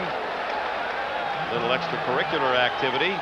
Eric Lane, number 37, and Rusty Golbo of the New York Jets. 42-yard punt, an 8-yard return, and we have a timeout with 3 minutes and 42 seconds left in the third quarter. Jets have the ball, Seattle the lead. Corey Leibel, our acrobatic cameraman, high atop Shea Stadium. That's his bird's eye view. Jets with the ball at the 32. Richard Todd and his New York teammates trailing Seattle 10-3. Freeman McNeil with a little misdirection, and McNeil out across the 45 to the 50, and a first down. Harris made the tackle. McNeil rolling up 18 more yards. Another big day for the man who led the National Football League in rushing in the strike-shortened season of '82. Seattle Seahawks defense pressing a little bit, reacting quickly as McNeil took a little jab step. He came back, found some open turf, running in behind the block of Chris Ward on that side, and Stan Waldemar done an excellent job for him today. 3:04 remaining third quarter. Looking for Wesley Walker. Throws it away as Walker well covered downfield by John Harris. Todd might have been surprised by the route run by his receiver. It appears that he was looking for something else. You see him say, I thought you were going to cut inside on that one.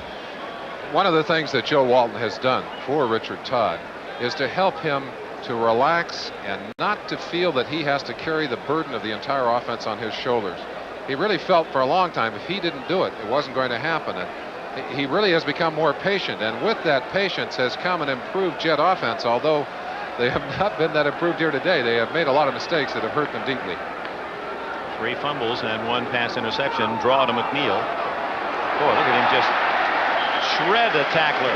Hardly slowed him down, and it was a head-on collision, and McNeil driving forward for about 7 yards before John Harris could make the stop.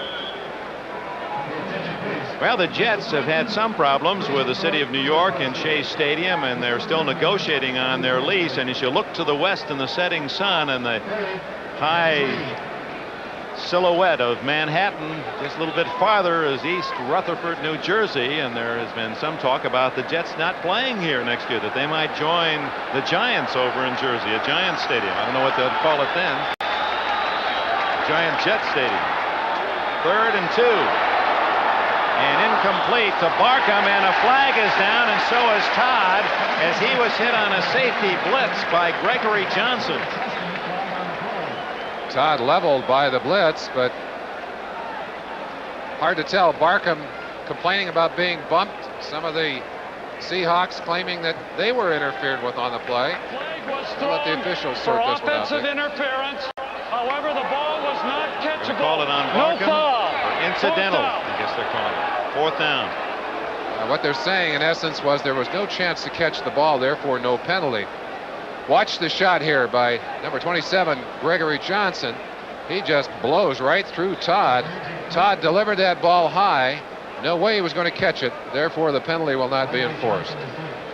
The Jets, Chuck Ramsey in to punt once again.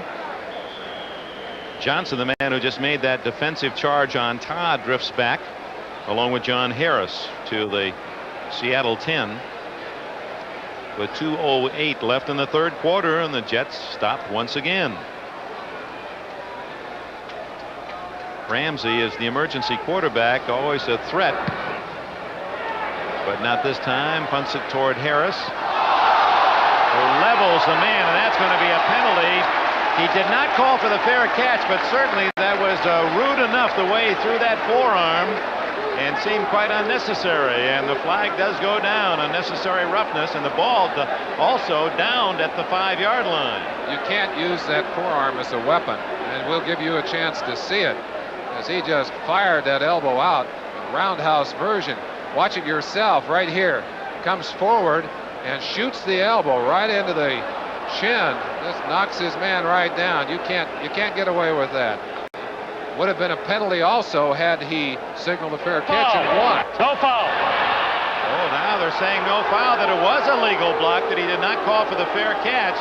Boy, he certainly looked like a young Hector running into that forearm, and you don't want to encourage that kind of play. No, he got away with it. I'd put a flag on him for using the forearm. 10-3, Seattle leads. We have a timeout. In Baltimore, John Elway from the shotgun. Blitz up the middle by Vernon Maxwell and Greg Graceland. Maxwell spills him. Here they come, boring up the middle. Vernon Maxwell takes him down. The score in Baltimore, 3-3. And our thanks to Marv Levy. Here's that last play again. Hector certainly will learn to get his eyes down on the field level, but I got to tell you, Dick, I'd have put a flag on him for using that forearm. First down at the 5-yard line for Seattle. Fumble! And it will go to the Jets. They covered it before it went out of bounds. The Jets have it. John Woodring, number 57, linebacker from Brown. No, it looks like 55, Crosby. Woodring made the hit. Crosby in there for the injured Greg Buttle, who's got a sore shoulder. Give you a chance to see it now. Warner going left. Woodring right up, blasts him at the line of scrimmage, knocks that ball away, much the same as it was stripped away from the Jets, and they have to get it before it goes out of bounds. Controlling it right on the sideline. Another look at the good hit, hand right into the football. Boy, fumbles have really been the story of this game. That's the 5th turnover on fumbles, and the Jets have it first and goal at the 4. Looking for a tying touchdown. Todd to Walker. Touchdown! No, he's out of bounds. He didn't get both feet down. Oh, ever so close. Kenny Easley out of the game. Paul Moyer, number 21, an inexperienced defensive back. Let's watch Walker. First foot in, and second foot out. Clearly out. Andy Rosenberg, our director, Larry Cirillo, our producer. Excellent coverage from Shea Stadium in New York. I got to second guess the call a little bit, Dick. I think with 4 downs down there, you're going to get it across running. Now you've got 3. You're almost forced to pass again. Freeman McNeil, he scored on a draw at San Diego in this situation. It's McNeil off tackle, and he is brought down for a loss by Jeff Bryant, the first-round pick from Clemson a year ago. Member of the Tigers National Championship unbeaten team of 1981. It's great when you can get that easy score with a pass down there, but when you have that ball inside the 5-yard line or on the 5-yard line, they were inside, they were almost on the 4, and you've got 4 downs to punch it in. I certainly favor the conservative idea of jamming it down their throats and putting it in the end zone. Ooh, McNeil, very rarely animated, really disgusted. It's at the 6-yard line. Todd, he fumbles, and it appears Seattle has recovered. How do you do? Oh, my. Richard Todd scrambled for some big plays last week against the San Diego Chargers, and for just a moment it appeared that he had an open field and perhaps even a chance to score. Cut from behind, the ball shaken loose, a turnover again, a chance for you to see it. Todd back, no receiver available for him, hits right up the center here. Now watch it, it's Jeff Bryant who comes over from behind, and Todd swung the ball out behind him. Bryant just whacked the football. Maybe we can see this. 77, the man who's going to get it. Right there. Todd had actually even booted it, I think, before Bryant got there. Looked like he threw it right out of his own hands, and it was covered by Paul Moyer, a free agent from Arizona State. You saw him hanging onto the ball. And that's just exactly what the Seahawks are trying to do, as we have had 6 fumbles in this game, plus a fumble that was not ruled such at the start of the game that would have been a Jets touchdown but for an early whistle. So that has been the key. Can you hang on to that football, and perhaps the heat of the day, the perspiration, making it a bit more difficult, but it certainly has been an inordinate giveaway game in that regard. Well, I think fatigue certainly has something to do with it, Dick. As you get tighter, you tend to make mistakes, and we've seen rather more by far, especially from the Jets. They have minimized their errors in the past season or 2. 2nd and 7, final seconds of the 3rd quarter. Seattle just buying some ground, driving out across the 10-yard line.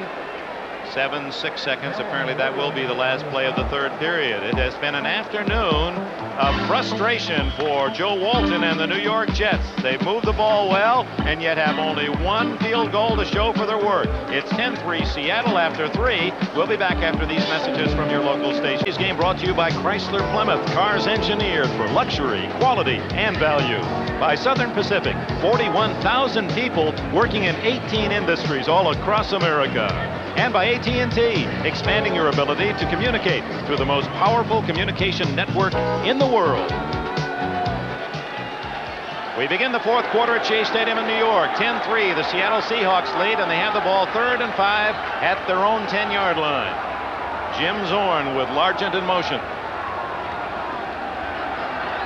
Looking for Largent, and he's open to the 30. A flag is down as Largent goes out of bounds at the 33-yard line. Well, it was a nice toss by Zorn as he just rainbowed the ball over the linebacker. 23 yards if it counts. And it won't, holding Seattle. Barry Bennett has gone in place of Marty Lyons, and Bennett just blew by his man, center Bush, on that play. And of course, Bush retaliated with a little arm lock of his own, and a very pretty play. A nice pass and a nice catch, nullified by the penalty. Largent, who has that tremendous capacity to always seem to be open. 59. Blair Bush, the center, indeed guilty of the tackle of Bennett as he went around him. So Zorn and the Seahawks denied the first down and improved field position. Now they're back at their own 6-yard line. One of the comments we made earlier about depth being important in this game. Marty Lyons to the sideline, replaced by Barry Bennett, who comes in and makes a tremendous play, a big play at this point in the game. On the other hand, Seattle just does not have that kind of depth, Dick. 3rd and 9 at the 6. Zorn from his end zone. Throwing to Dornick. Out of bounds, shy of the first down. At the 14 is Ron Crosby, one of the 3 linebackers from Penn State in a Jets uniform. Made the solid hit short of the first down sticks. Decision for Knox here as they will put the ball down, but not really much of a choice. That close to your own end zone, you're not about to go for it on 4th down. And you have the feeling, Dick, that the Hawks are just digging in with their fingernails. They're hanging on the edge. Their talons. They're not about to give it up. They're not about to give it up. But they have been dangerously close to the precipice, and the Jets keep chipping. Let's see what they can do here. 10 men on the line of scrimmage. And West with a short kick and a fair catch by Harmon at the Seattle 47. So excellent field position for the New York Jets, but they have not scored a touchdown today. Only a field goal, and Kurt Warner's score for the Seahawks is the difference. Many things are new for the Seattle club. A new defense, a 3-4 defense, a new coach, Chuck Knox, new uniforms using that Seahawk logo on the sleeves as well as on the helmet. Short punt, 33 yards, so the Jets take over at the Seahawk 47, trailing by a touchdown. McNeil looks like he wants to throw. 45. And down at the 39 of Seattle, a gain of about 8. Michael Jackson made the tackle, and McNeil wisely, as receiver covered, tucked it away. And it looked like he had a chance to use Richard Todd as a blocker here. McNeil tipping this all away. I think that's one of the reasons that it wasn't open. He made it apparent early. But look at this, just tucks it away and comes down. Now Todd will be just to his left-hand side there. Couldn't get over to use him. You saw him. He wanted to get over and use Todd as a blocker. Richard would have thrown the block, too. McNeil with 120 last week at San Diego, 139, another big day this afternoon. But his team trails 10-3.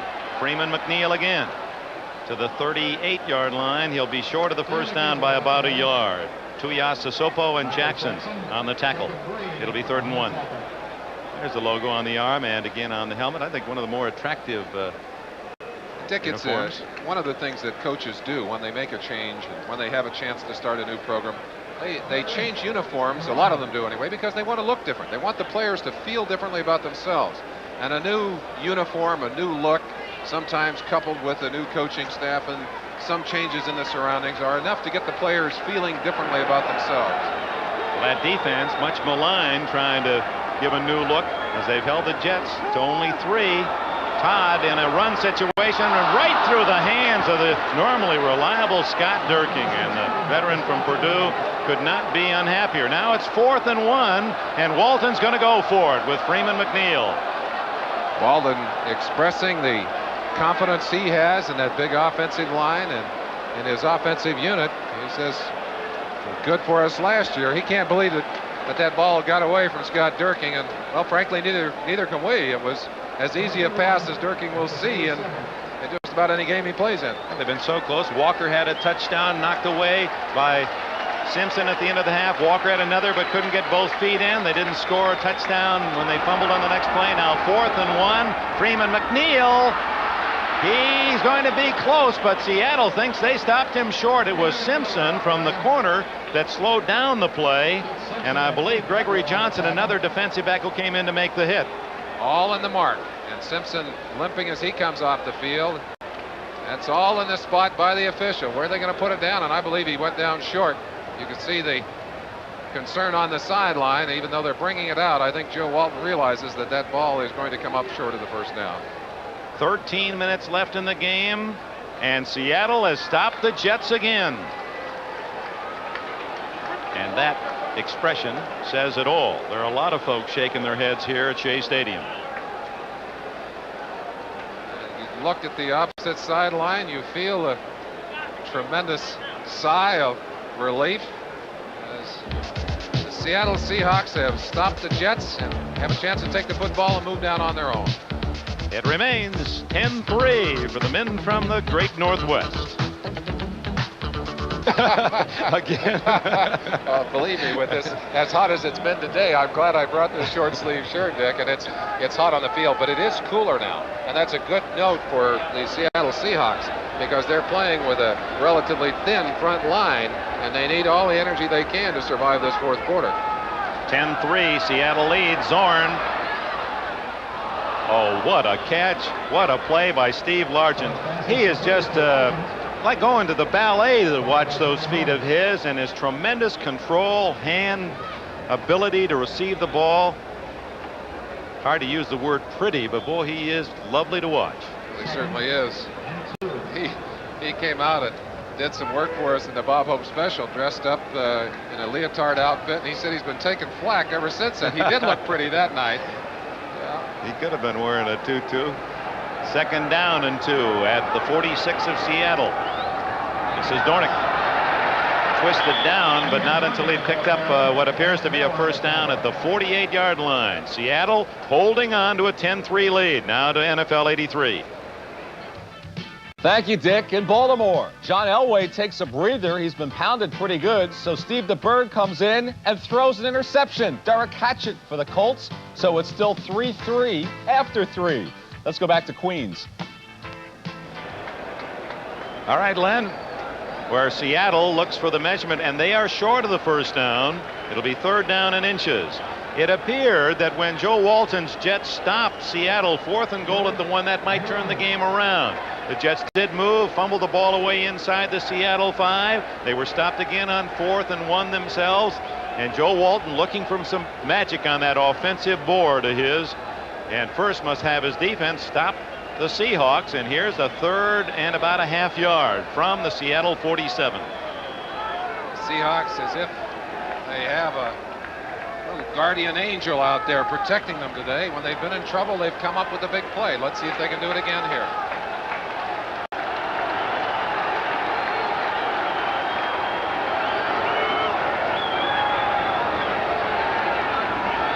Zorn on the sneak, and it appeared that he surged forward for enough yardage. Yes, first down, Seahawks.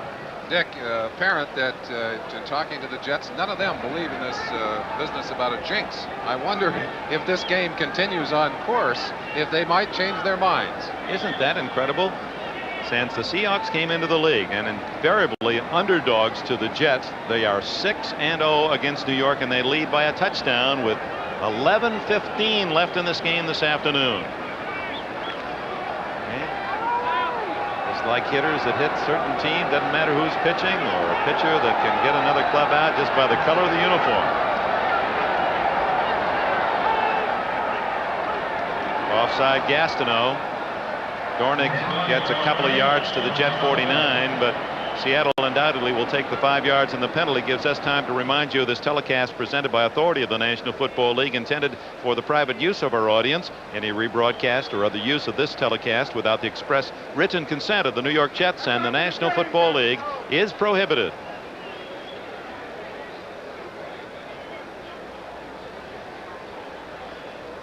It'll be 1st and 5, Seattle. Offside, number 99, defense, down. Jim Zorn using that long count, a barking signal. And this is a dangerous time in the game for the Jets, because defensive players trying to make the big play sometimes get themselves out of position, and there's a tendency often to give up a big play and possibly a touchdown. Well, even a 3 now would make things difficult on the Jets. They're already facing a 7-point deficit. Dornick stacked up after a gain of about a yard. It'll be 2nd and 4, and the clock continues to run. 10:45 left. Going back to your passing statistics, Merlin, Jets have thrown the ball 20 times. The Seahawks 11. Well, they have not had to throw the football, and they've been able to run the ball, but things are interesting in there. I tell you, I'm amazed that the Hawks have been able to do it in this second half without Warner. Warner pulled a groin and apparently wasn't able to go full speed, and they kept him out of there, and they're getting the job done without it. Well, they put him in, and then he fumbled, so apparently Chuck Knox said, you might as well stay right where you are, rest for next week. Dornick then takes over the burden, and look at him plow forward, and a first down near the Jets' 40-yard line. Kenny Neal, number 77, shaken up for New York. And Reggie McKenzie, that veteran left guard, as you take a look at Neal, we'll check his injury. Acquired from Buffalo by Chuck Knox. McKenzie opening that last hole, and he's been the new leader of the Seattle club, veteran of 12 seasons. In fact, they said that they felt that one of the real negatives they had going into that loss last week was that McKenzie was out with a sore shoulder, not able to show that leadership on the field. First down at the Jets 40. Zorn looking for Largent, and nicely covered by Bobby Jackson. We've seen him 2 weeks in a row, Merlin, and Jackson has played that corner as well as any man at that position can play. Now you add to that the fact that he's playing with a broken finger, and it's even more impressive. Look at him read that double move. That's a little out and go. He was in no way biting for that. And again, entitled to his position. Now, there was a time in the last couple of years that you might have gotten a flag on that play. But clearly, Jackson was playing the football, and now that's that kind of incidental bumping, as long as it's not deemed to be aggressively overplaying the position by the defender, is not called by the officials. 2nd and 10 from the 40. Zorn, who is a good runner, now throwing long for Largent, and there's Jackson there to get enough of the ball to knock it away. Jackson's cousin is Alfred Jenkins. Now a flag is down back at the line of scrimmage as Largent comes back. Just to finish our thought, Alfred Jenkins, of course, the Atlanta Falcons. It's against the Jets. He caught a pass today. That's 100 games in a row for cousin Jenkins with the Falcons, who lost in overtime to the Giants. Offside, number 73, defense, still 2nd down. Joe Klecko. And you see more and more, Merlin, that Jet sideline sneaking a peek at the clock. They're starting to worry about the time now, although there seems to be plenty left. But it eats away 9 minutes and 17 seconds, and it seems to gallop when you're behind. And of course, Seattle ever closer to a field goal that would really make things tough on the favorite New Yorkers. Dornick again. Oh, is he hit? Good thing he had both hands around the football, because Crosby and Woodring, 2 backup linebackers, were there shoulder to shoulder to really apply the leather. Norm Johnson, who missed from long range in this game, but connected on a 40-yarder. His 53-yard try was wide right.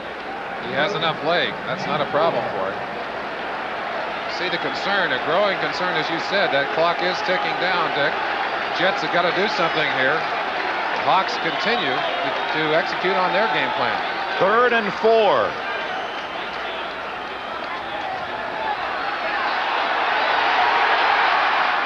to Largent, and a first down at the 23-yard line. And Jackson made the tackle, but Zorn able to scramble out of the pocket, buy himself some time, and when you leave Largent that much time to work a way open, somehow he'll give that quarterback an open receiver. Jets, first 2 games, really unable to get the kind of pressure, key situations they would like to have. Got a lot of pressures last week against Fouts, and that was important. But in this ball game, they've been so busy and so occupied playing the running game that they have not been able to pressure Zorn. He's not thrown that many passes, but he has had time to throw. Steve Largent in his 100th start as a Seahawk. That's now 78 games in a row that he's caught at least one pass. And Kurt Warner's back in, and he has the ball. And Warner almost had a touchdown. That was the last man in his way. Ken Schroy, 48, the safety of the Jets. I tell you, things change. The speed of things changes when Warner goes in there. Watch him here, starting to the outside and the opening inside. Good block in there. Couldn't tell who that was. Fine block by one of the linemen inside. Robert Pratt perhaps coming across from his guard position. Excellent job in there. Warner getting down, going to be second, about 2.5, 3 yards to go, Dick. Ball on the 17-yard line. Warner with 118 yards. Another long drive for Seattle. This is the 11th play. Warner, well, he is quick across the 15 to the 13, and that'll be another Seattle first down. That buys Chuck Knox's club 4 more downs, and the clock continues to run. 7 minutes and 30 seconds exactly, the midpoint of this final quarter. Well, that Warner now has 215 yards in his first 2 games as a pro. We talked about the excitement in Seattle for that young man. They certainly have not been let down in any way. One of the Jets, Kenny Neal, down again, perhaps suffering from cramps. You saw him on the sideline a few moments ago. New York Jets trying to go 2-0 off the top of the season, but Seattle hungry for its first win. They have the lead and the ball deep in New York territory. Baltimore is back to pass against the Colts. Kim Anderson pressures him from one side. Rookie Steve Parker finishes him off from the other. The second sack. It's still tied 3-3. Back to Shea.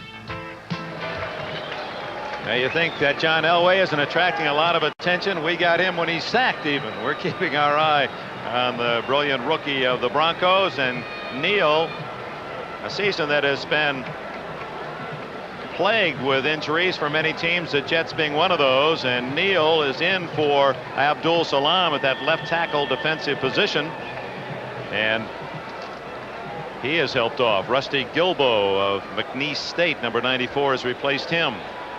Seattle with the lead and 7 minutes and 14 seconds left. The Seahawks have a first down at the Jets 13.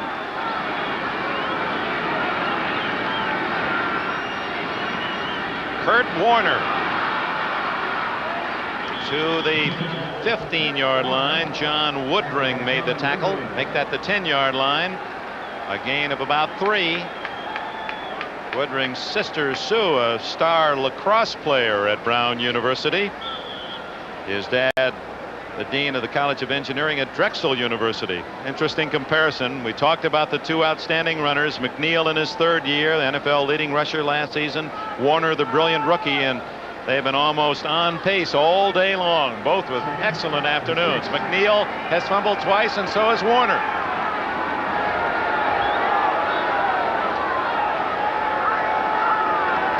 Dornick. They're running behind McKenzie and Essink on that left side. And they're near the 6-yard line before Woodring can make another tackle. And the clock, as you can see, down to the 6-minute mark. Let's run down some scores for you. Seattle threatens to add to their lead. Denver, Baltimore tied at 3 in the last quarter.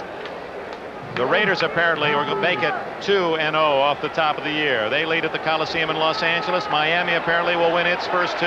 Handsome lead over New England. And the Rams have rallied from behind and have a 1-point lead against New Orleans at Anaheim Stadium. 3rd and 2. Dornick. He's got a first down. And he may be in the end zone. He's close. Nick, the Seahawks have put Ed Bailey, number 65, in that left guard position. Apparently Reggie McKenzie with some problem that's kept him on the sideline momentarily. Chance for you to look at the play. You see Essink, number 64, right there, driving on his man, Lance Mel, 56. Right down the pits. Marty Lyon back into the game, 93. He's been hurt. You know, he's got ankle problems. A little bit of room on the inside. Ken Shroy up to put the stops, but not till they're down, knocking on the goal line. First down and 4 shots from inside the 1-yard line. Well, Dornick wants to be a doctor, trying to write a proper prescription. A touchdown here for Seattle will really make it rough, and Zorn trying to climb over the pile, but no signal yet. Some of the Seahawk players putting their hands up, but none of the officials. We got to look for the striped uniforms there to get 2 hands in the air before things are going to count. In a way, Joe Walton, as he looks back, says if you're going to score, hurry up and do it, because in the meantime the clock continues to run, although stopped here by the officials while they dig into that pile. The surge stopped inside. Earlier we showed you some of the line action and how the Seahawk offensive line was really knocking that Jets defensive line off the ball. It did not happen on that play. Virtually no gain. 2nd and goal. This is the 15th play of this drive, and Zorn, 4:31 left in the game, and he is wisely letting that clock just run down, or apparently there was a problem with the clock. Blair Bush has asked the official to come in and take the dirt off the ball in that wet area. They'd wet down the area there, the center of the field. Actually, I guess that's where the first base, no, that's where the home plate is for baseball, Dick. And what do I know about baseball anyway? But anyway, that area is a little damp, and the ball apparently had some dirt on it. Blair Bush wisely said, let's get that off of there. We can't afford a fumble down here. Here's it. The ball is on the goal line already. The way they've marked it, I don't know if Zorn's going to ask that. Well, the referee now asking to have that clock moved back, as he should, because, well, I'm sure that's what's going on here, and the officials have now deemed that they're ready to go. Let's see if the Seahawks and the Jets are ready to go. Dornick and Warner behind Zorn. Zorn, he stopped again. Flag is down, which will stop the clock with 4 minutes 19 seconds left. Now remember, the Jets have mustered 1 goal line stand in this game. There's the offside. You see the Jets again. Zorn able to use that exaggerated cadence to draw the defenders offside, but you're only giving up fractions of inches down there when you're that close. And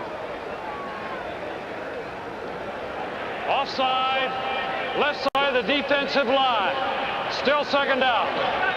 Seattle, Merlin, rushing the ball against the Jets for 206 yards in this game, looking for the 207th and perhaps an insurmountable lead. Now this may well be the most important yard they have gained all afternoon, Dick. Or inch. Can't be any closer. Warner. And he is stopped. Stan Blanca, Kenny Neal back in. Let's check that muddied uniform. That may have been, and was Dornick, not Warner, who carried. So it's 3rd and goal. There goes Warner into the game, but let's look at that valiant effort by the Jets defense, who simply fought their way in there. They would not allow any penetration. There are at least half a dozen of those green shirts in there. Mike Gastineau is on the ground, number 99. And we have a timeout, 10-3 Seattle. Gastineau, he's all right. We're just going to take a chance because it's such an interesting shot right on here. We're going to stay with this shot. Put you right at the head linesman's position, or line judges. 3rd and goal. Well, we can all call that one from Seattle to Shea Stadium. It's a touchdown for Kurt Warner, and the Seattle Seahawks build their lead to 16-3. Warner's 2nd touchdown of the afternoon, and the crowd at Shea, many head for the exits. A little bit early, I think, Dick, to make their way out of this game, but what a big play by Kurt Warner as he just simply leaps up and over the top of his offensive line, and the defensive line of the Jets lands in the end zone and is helped to the sideline. Even when he's hurt, he's tough, I'll tell you. Here's the try for point by Norm Johnson.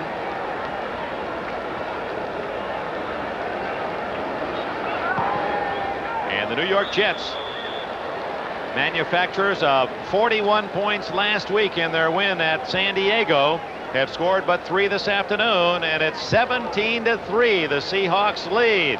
Other games and some late quarter drama. Let's go to NFL 83.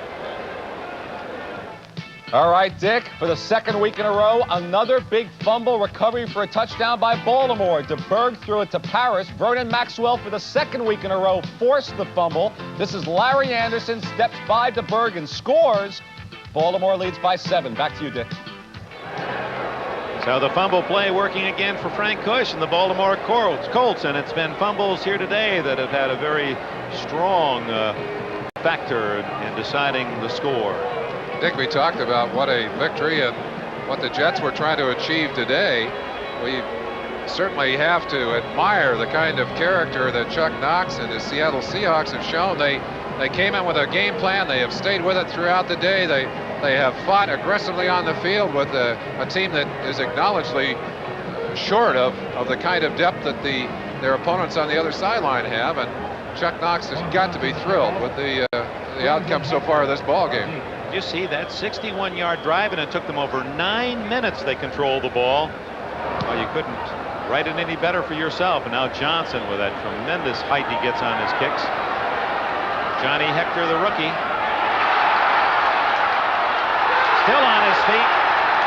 We saw him rip off a big run last week in San Diego, and he's all the way to the 42-yard line before Bruce Schultz can make the stop.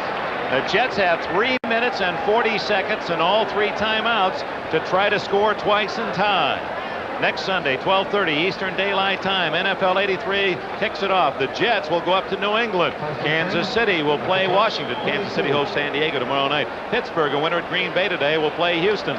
Other games, Baltimore and Buffalo, and the one late game starting at 3:30, San Diego visits Seattle. Todd has to throw. And he has his man at the Seattle 47-yard line, Derek Gaffney. Gaffney, who played at Florida in the shadow of Wes Chandler, a man he helped recruit for the Gators.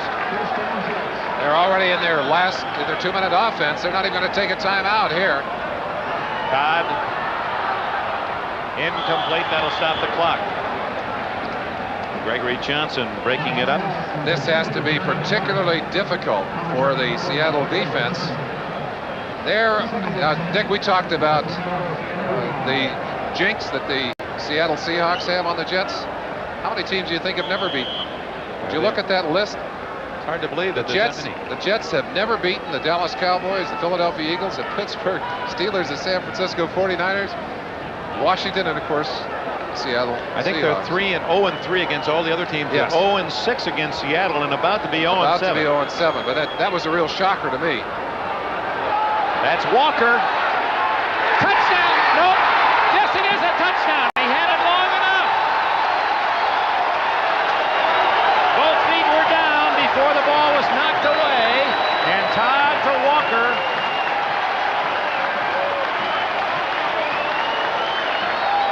"46 yards. Dick, I think that might bring a few of those folks back in from the parking lot. Some had already made their way outside. But a big bomb. Richard Todd throwing deep, beats Dave Brown again, and there were 2 feet on the ground before the ball was stripped away. Watch it now. 1, 2, then the ball is loose. Boy, he didn't have much of a margin for error there.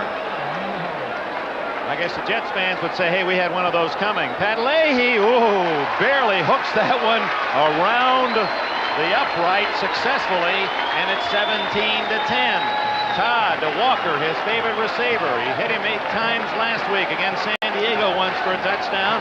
And now with all timeouts left, the Seahawks are hardly in the rocking chair because they have to move the football and maintain control, or the Jets will get it back with plenty of time and plenty of timeouts. Chuck Knox with some interesting choices to make. Jim Zorn there to ask for the first play. You might ask, would they want an onside kick here? I don't believe they would, Dick. I think they'll kick it away deep, count on their defense to stop the Seattle Seahawks, and then hope that their offense can get it into the end zone to take them into overtime. Look at the contrast in scoring drives. It took the Jets 44 seconds to score after Seattle marched over 9 minutes to get their touchdown. It's 17-10 Seattle. Have their onside kickoff return team on the field, not taking any risks. One of the players, Dave Brown, was not out there. They whistled him off the bench. Of course, he was the man that was beaten on that touchdown shot to Wesley Walker. 9 men within the first 5 yards for Seattle. Only 2 men are back. And Leahy roots it deep into the end zone to McAllister. And wisely, Lane comes back to say, stay right there. We'll take it at the 20-yard line. And now you can figure the Jets fans are going to try to help out that defense.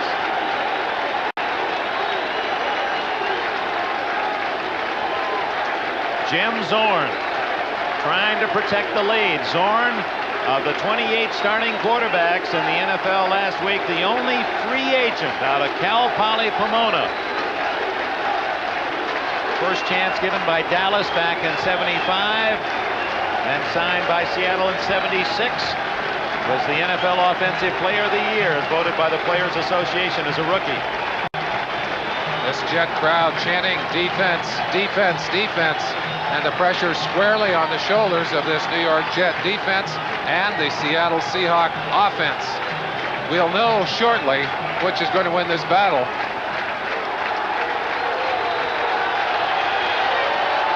Dan Dornick is the only running back behind Zorn.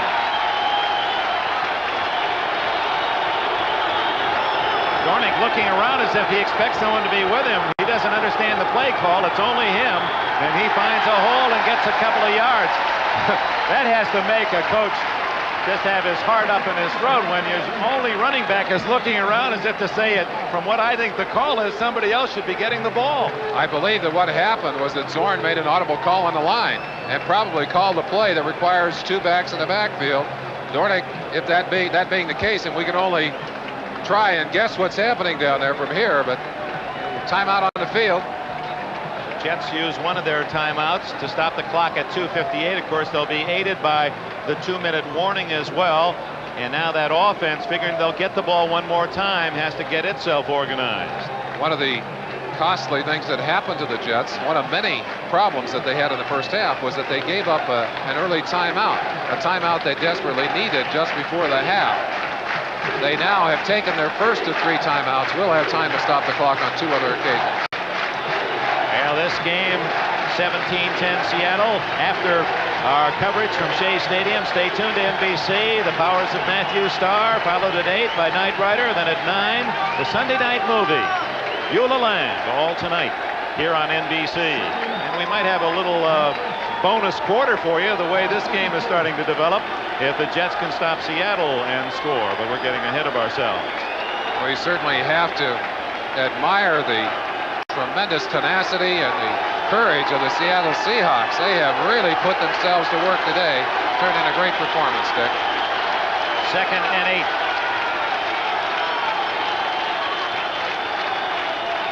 Dornick. A couple more, maybe 3, rolling out to the 25, and the Jets spend their 2nd timeout, stopping the clock with 2:52 left. You might wonder why the timeouts are being called now as opposed to waiting. Their philosophy, they can stop the clock easier with their offense than they can with their defense. They're going to take their timeouts now. You want to know the finals today? Here they are. The Steelers with a big win at Green Bay, 25-21. Buffalo upset at Cincinnati. Bills 10, Bengals 6. Final Dallas 2-0, 34-17 at St. Louis. The Giants win on the road in overtime, 16-13 at Atlanta. Washington's first win, 23-13 at Philadelphia. Road teams doing well today. Cleveland upset Detroit at Pontiac, 31-26. Tampa Bay a loser. The Bears win 17-10. Their first win of the year. Baltimore leads 10-3 in the 4th quarter of their game with Denver in Baltimore. It's 20-6, the Raiders over Houston in the 4th quarter in Los Angeles. in Miami, 34-24. The Dolphins lead late against New England. And finally, Los Angeles trailing New Orleans 27-21 at Anaheim Stadium in the fourth quarter. Dick, an interesting call here for the Seattle Seahawks. Knox has been reluctant to throw all day. He's got a 3rd and 6. I'm sure he's getting a pass play down from upstairs from Kenny Myers. Let's see if he has changed it to a run play down on the field. Out of the shotgun. Could be the play of the game. Wide open is Dornick, and a first down at the 35-yard line. You saw Dornick. He was happy he caught it, but unhappy that he couldn't stay in bounds. His momentum took him out of bounds, and the bright young man, studying to be a medical doctor, realized it would have been even better if he could have kept the clock running. But even at that, that puts the Jets defense in the hole again. They've used 2 timeouts. Now 2:46 left, and it's a first down for Seattle at their own 35. Dick Enberg, Merlin Olsen, Shea Stadium in New York. The Seattle Seahawks, they've never lost to the Jets. 6 out of 6 since they joined the National Football League. Trying to pull another upset today. They lead 17-10. First down at their own 35. Trying to run out the clock. Fumble! And who has it? The Jets.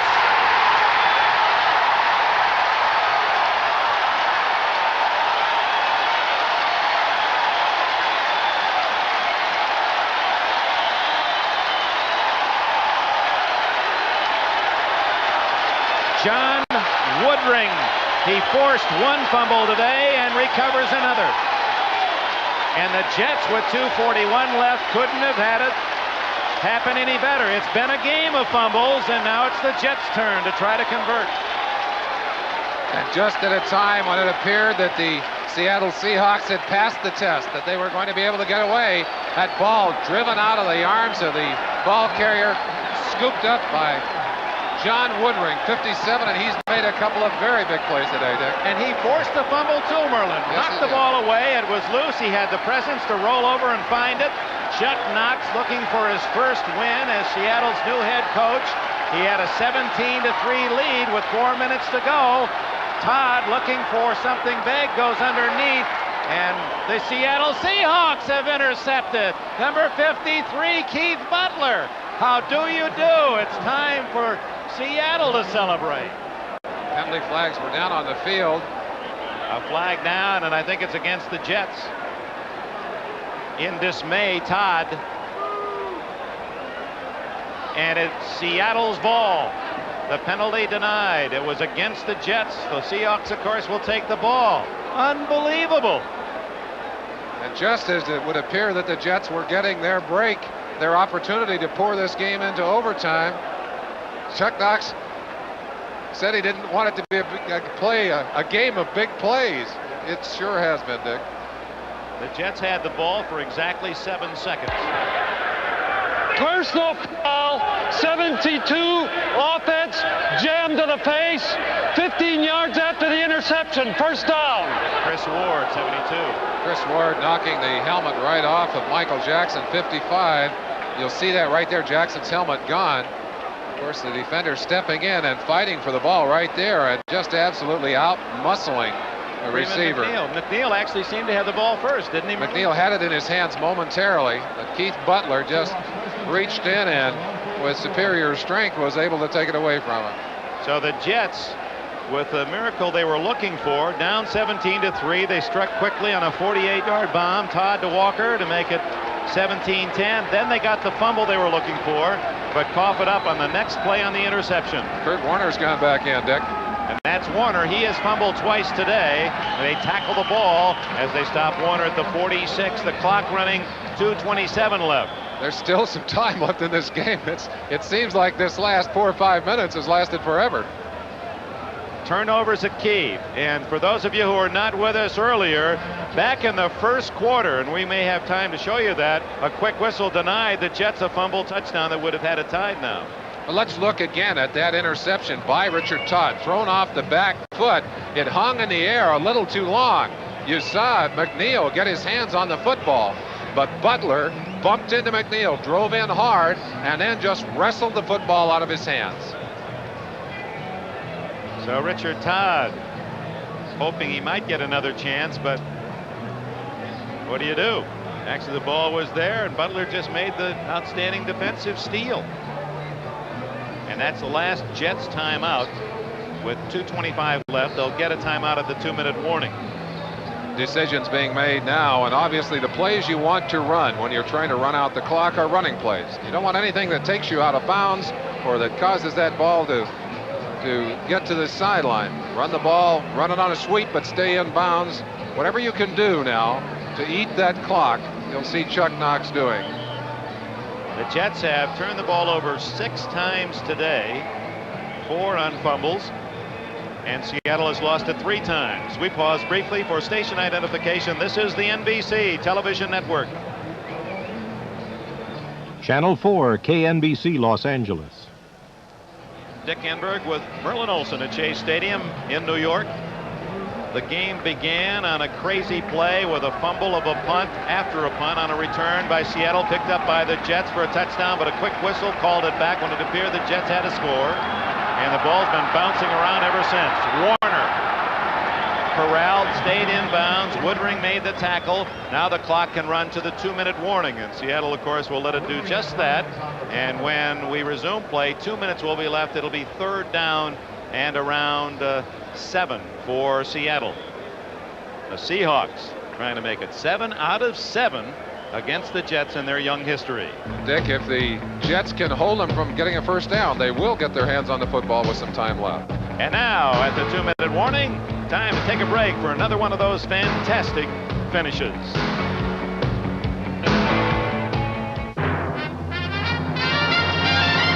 Alcoa presents Fantastic Finishes. 1981, 35 seconds left. Buffalo trails New England by 4. Roland Hooks makes a sensational catch at the 36. Buffalo's got a shot. Joe Ferguson, he's a high-arching Big Ben special into the end zone. Frank Lewis leaps and tips the game winner to Hooks. With only 5 seconds left, the Bills win 20-17. Hot 95 to 100-degree day in New York, one of the warmest days for this time of the year ever. In fact, one of the weathermen said the only other place on the world map as hot as this area was Saudi Arabia. It's been desert-type weather. Now, these Seattle Seahawks don't mind. They have stood up well under the heat, much better than expected, and have made their coach Chuck Knox extremely proud of them today. 3rd down and 7 for Seattle. The Jets can't stop the clock. There's 2 minutes to go.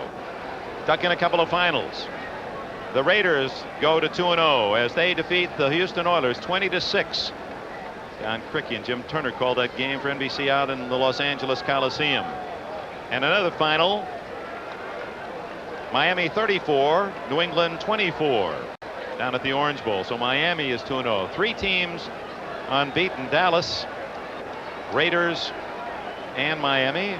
And in Miami, Charlie Jones and Bob Greasy called another win, Miami over New England. Here, Wesley Walker, who is instant lightning touchdown maker, and he's hoping he gets a chance to use that tremendous speed of his on one more long pattern, but it's up to the defense now. Joe Gardy, I'm sure, has told his troops to watch out for the pass, but I would expect that Knox would try and run. I don't think he wants to risk an interception here.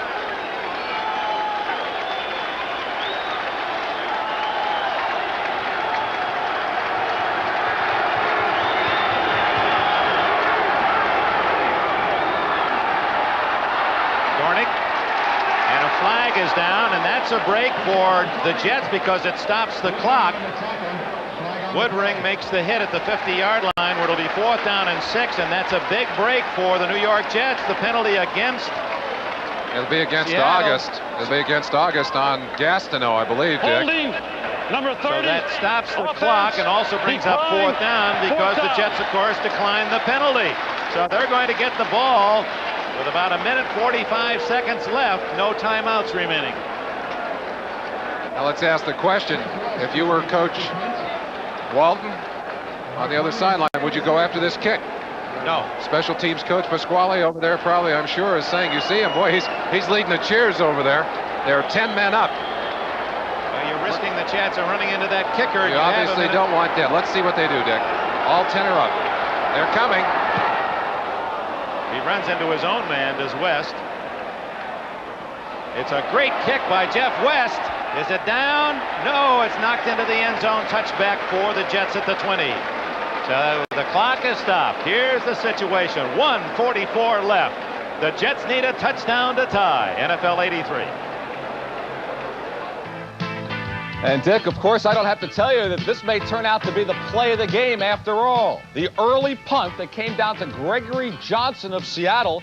Here he fumbles, but a quick whistle blew the play dead. Johnny Lynn picked it up and scored down. Back to you, Dick. All right, Len, that happened in the first 2 minutes of the game. The Jets fans obviously were upset. It did appear that that was a mighty quick whistle. Now they'll have to earn it from 80 yards away. No timeouts left for Todd. He has to throw. He gets some big yardage from Walker. Walker gets out of bounds at the 42-yard line. Oh, big play, 23 yards, and stopping the clock with 1:37 left. Walker doing a good job. Todd running to get extra time, puts this one on target. Wesley started up inside, thought better of it, and still had the presence to get the ball out of bounds.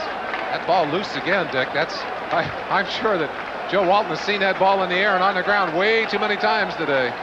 Looked like a pinball game at times. Walker to the right.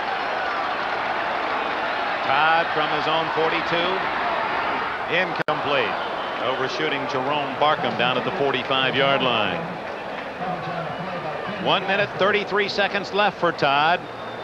It's been a long final 5 minutes of this game. Seattle scored with less than 5 minutes to go to lead 17-3. The Jets came right back to score quickly on a bomb from Todd to Walker. Seems like everyone's had lots of chances, and now we have a minute and a half left, and Joe Walton is still in the game. One of the strengths of this Seattle defense is its ability to play nickel defense. In fact, they play a six-back defense.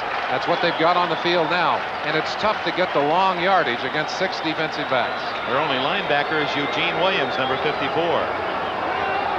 Todd, good protection, goes down the middle for Gaffney. He's got it at the 22-yard line. A juggling catch by Derek Gaffney, and the Jets are in business. 35 yards on the play.